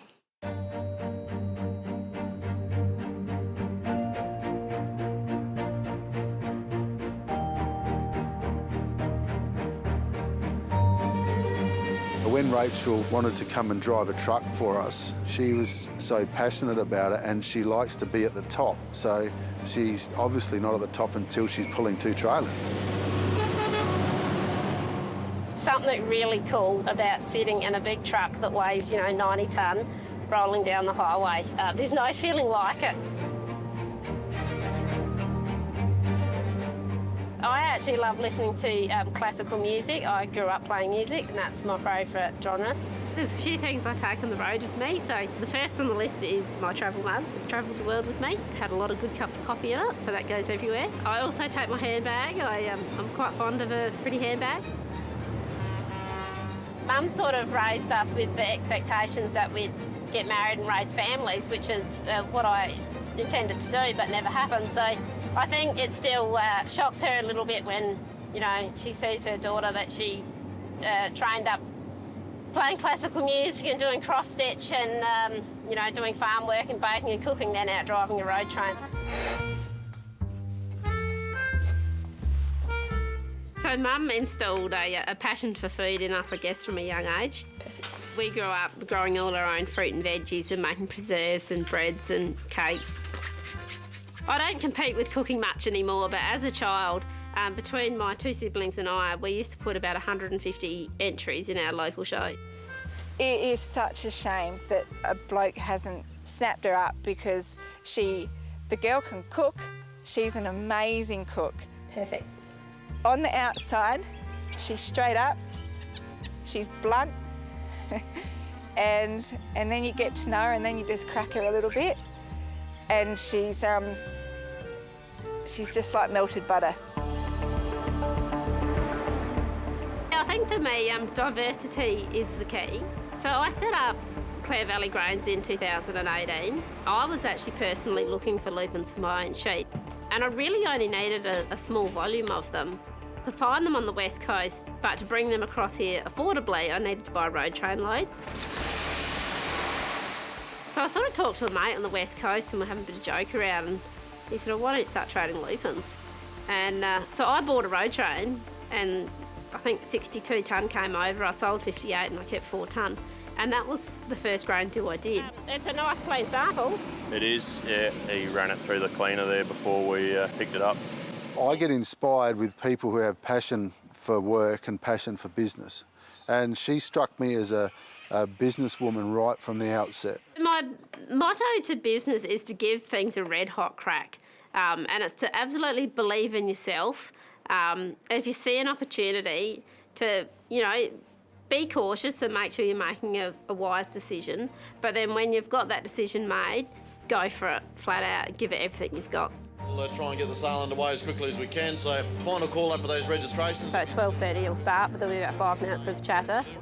The ram sale's definitely one of the highlights of my year each year. So they've all put on about 10 kilos in the last 3 weeks. It's a pretty proud moment, I guess, for me to look back and see that, people have been buying my genetics for 18 years now. I bred one ewe that was pretty special to me. She actually went on to win the 3 biggest shows in the country in a 6-week period. It was something I never expected would happen. Lot 1, ladies and gentlemen, here we go. I love the early growth in this fellow. 103 kilos of him. 2 bit of a 2,000 for Tony now, to a $2,000 down. My main business is in the commercial sector, and I want to produce rams or ewes that are going to make my clients money. Done at 2,800. Virus 19. Yeah, probably my biggest mistake was a couple of years ago. I had some stuff go wrong in my personal life, and I let that sort of flow over into the business and the sheep stud, I guess. So rolled around to my ram sale, and the rams were underprepared. 70% of the rams didn't sell, and I was standing in the sale ring crying. It was actually the next day, one of my best friends rang me up and asked me how I was going, and I sort of admitted in the end that I wasn't going too good. And he said, well, there's only one thing you can do, that's to get up and try again. Within 2 years, I had one of the best sales that I've ever had, and I sort of stayed at that high ever since. So it was, a really tough time, but something really good came out of it. This one's 6.5 mil of fat.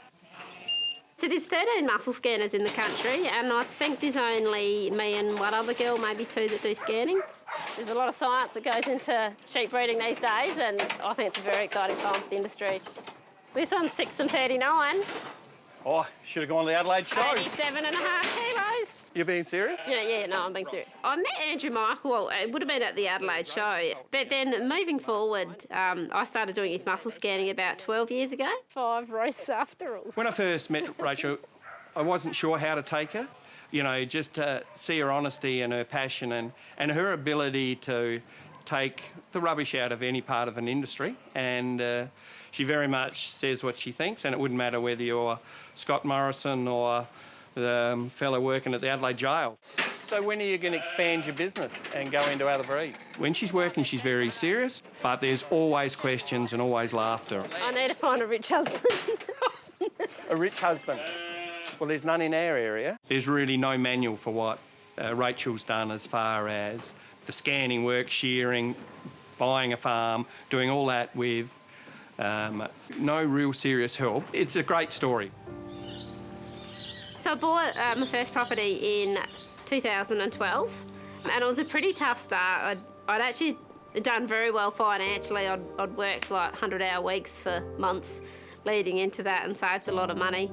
But then I had a bit of a run-in with a bad business deal go wrong, and I got left footing the bill for 33,000 sheep that I couldn't pay for. So when I first bought the place, it had no facilities on it. So there was no shed, there was no sheep yards, there was no house. And I actually put a tiny house on the property straight away. It had running water connected, but it had no power. I was so broke I couldn't even afford a kettle or a gas burner, so there was a few times I used to have a fire at the front and boil billy when you wanted to make yourself a cup of tea. And I remember when I got the electricity put on, I just stood there turning the power switch on and off about 10 times in a row because I was so excited. Now in more recent years, I've made it more homely for me. I mean, I've always wanted to have a nice home and a garden and stuff like that, but in the early days, I couldn't do that and do what I needed to with the sheep. I could have a house or I could have a shearing shed, and so I chose the shearing shed because that was, more useful for the long term. I've got some old ruins on the home, which I've got some floor plans drawn up for. It's sort of probably a 4-year plan from now. I'm hoping, all going well, that I'll have a beautiful home to live and entertain in. It looks a bit special, Rach. Nice, fancy. So things are pretty comfortable now. I guess my way of describing it is I can afford the good wine now instead of the cheap one. I don't think success in life should be gauged by how financial you become or how big your business becomes, but I think it's the quality of life you live and it's the impact that you can have on other people. I love where my life's gone. It hasn't gone how I expected it to, but there's been a huge amount of opportunity. And there's been some pretty cool moments too where people have said to me, seeing you do this has inspired me to go out and do this. And I guess that gives me a lot of comfort these days that you can lead a life that's inspirational to other people.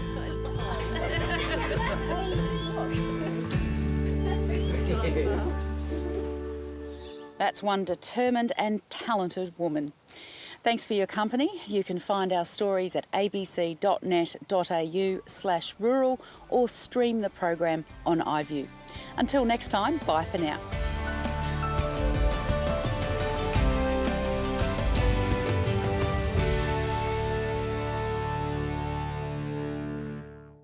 We're really at the start of what could be a new mining boom. Mining our future.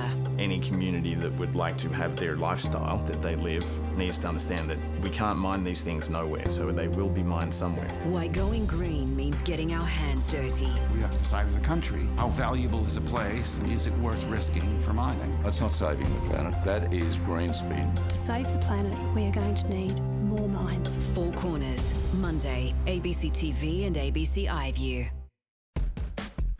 For the latest on the federal election, go to ABC.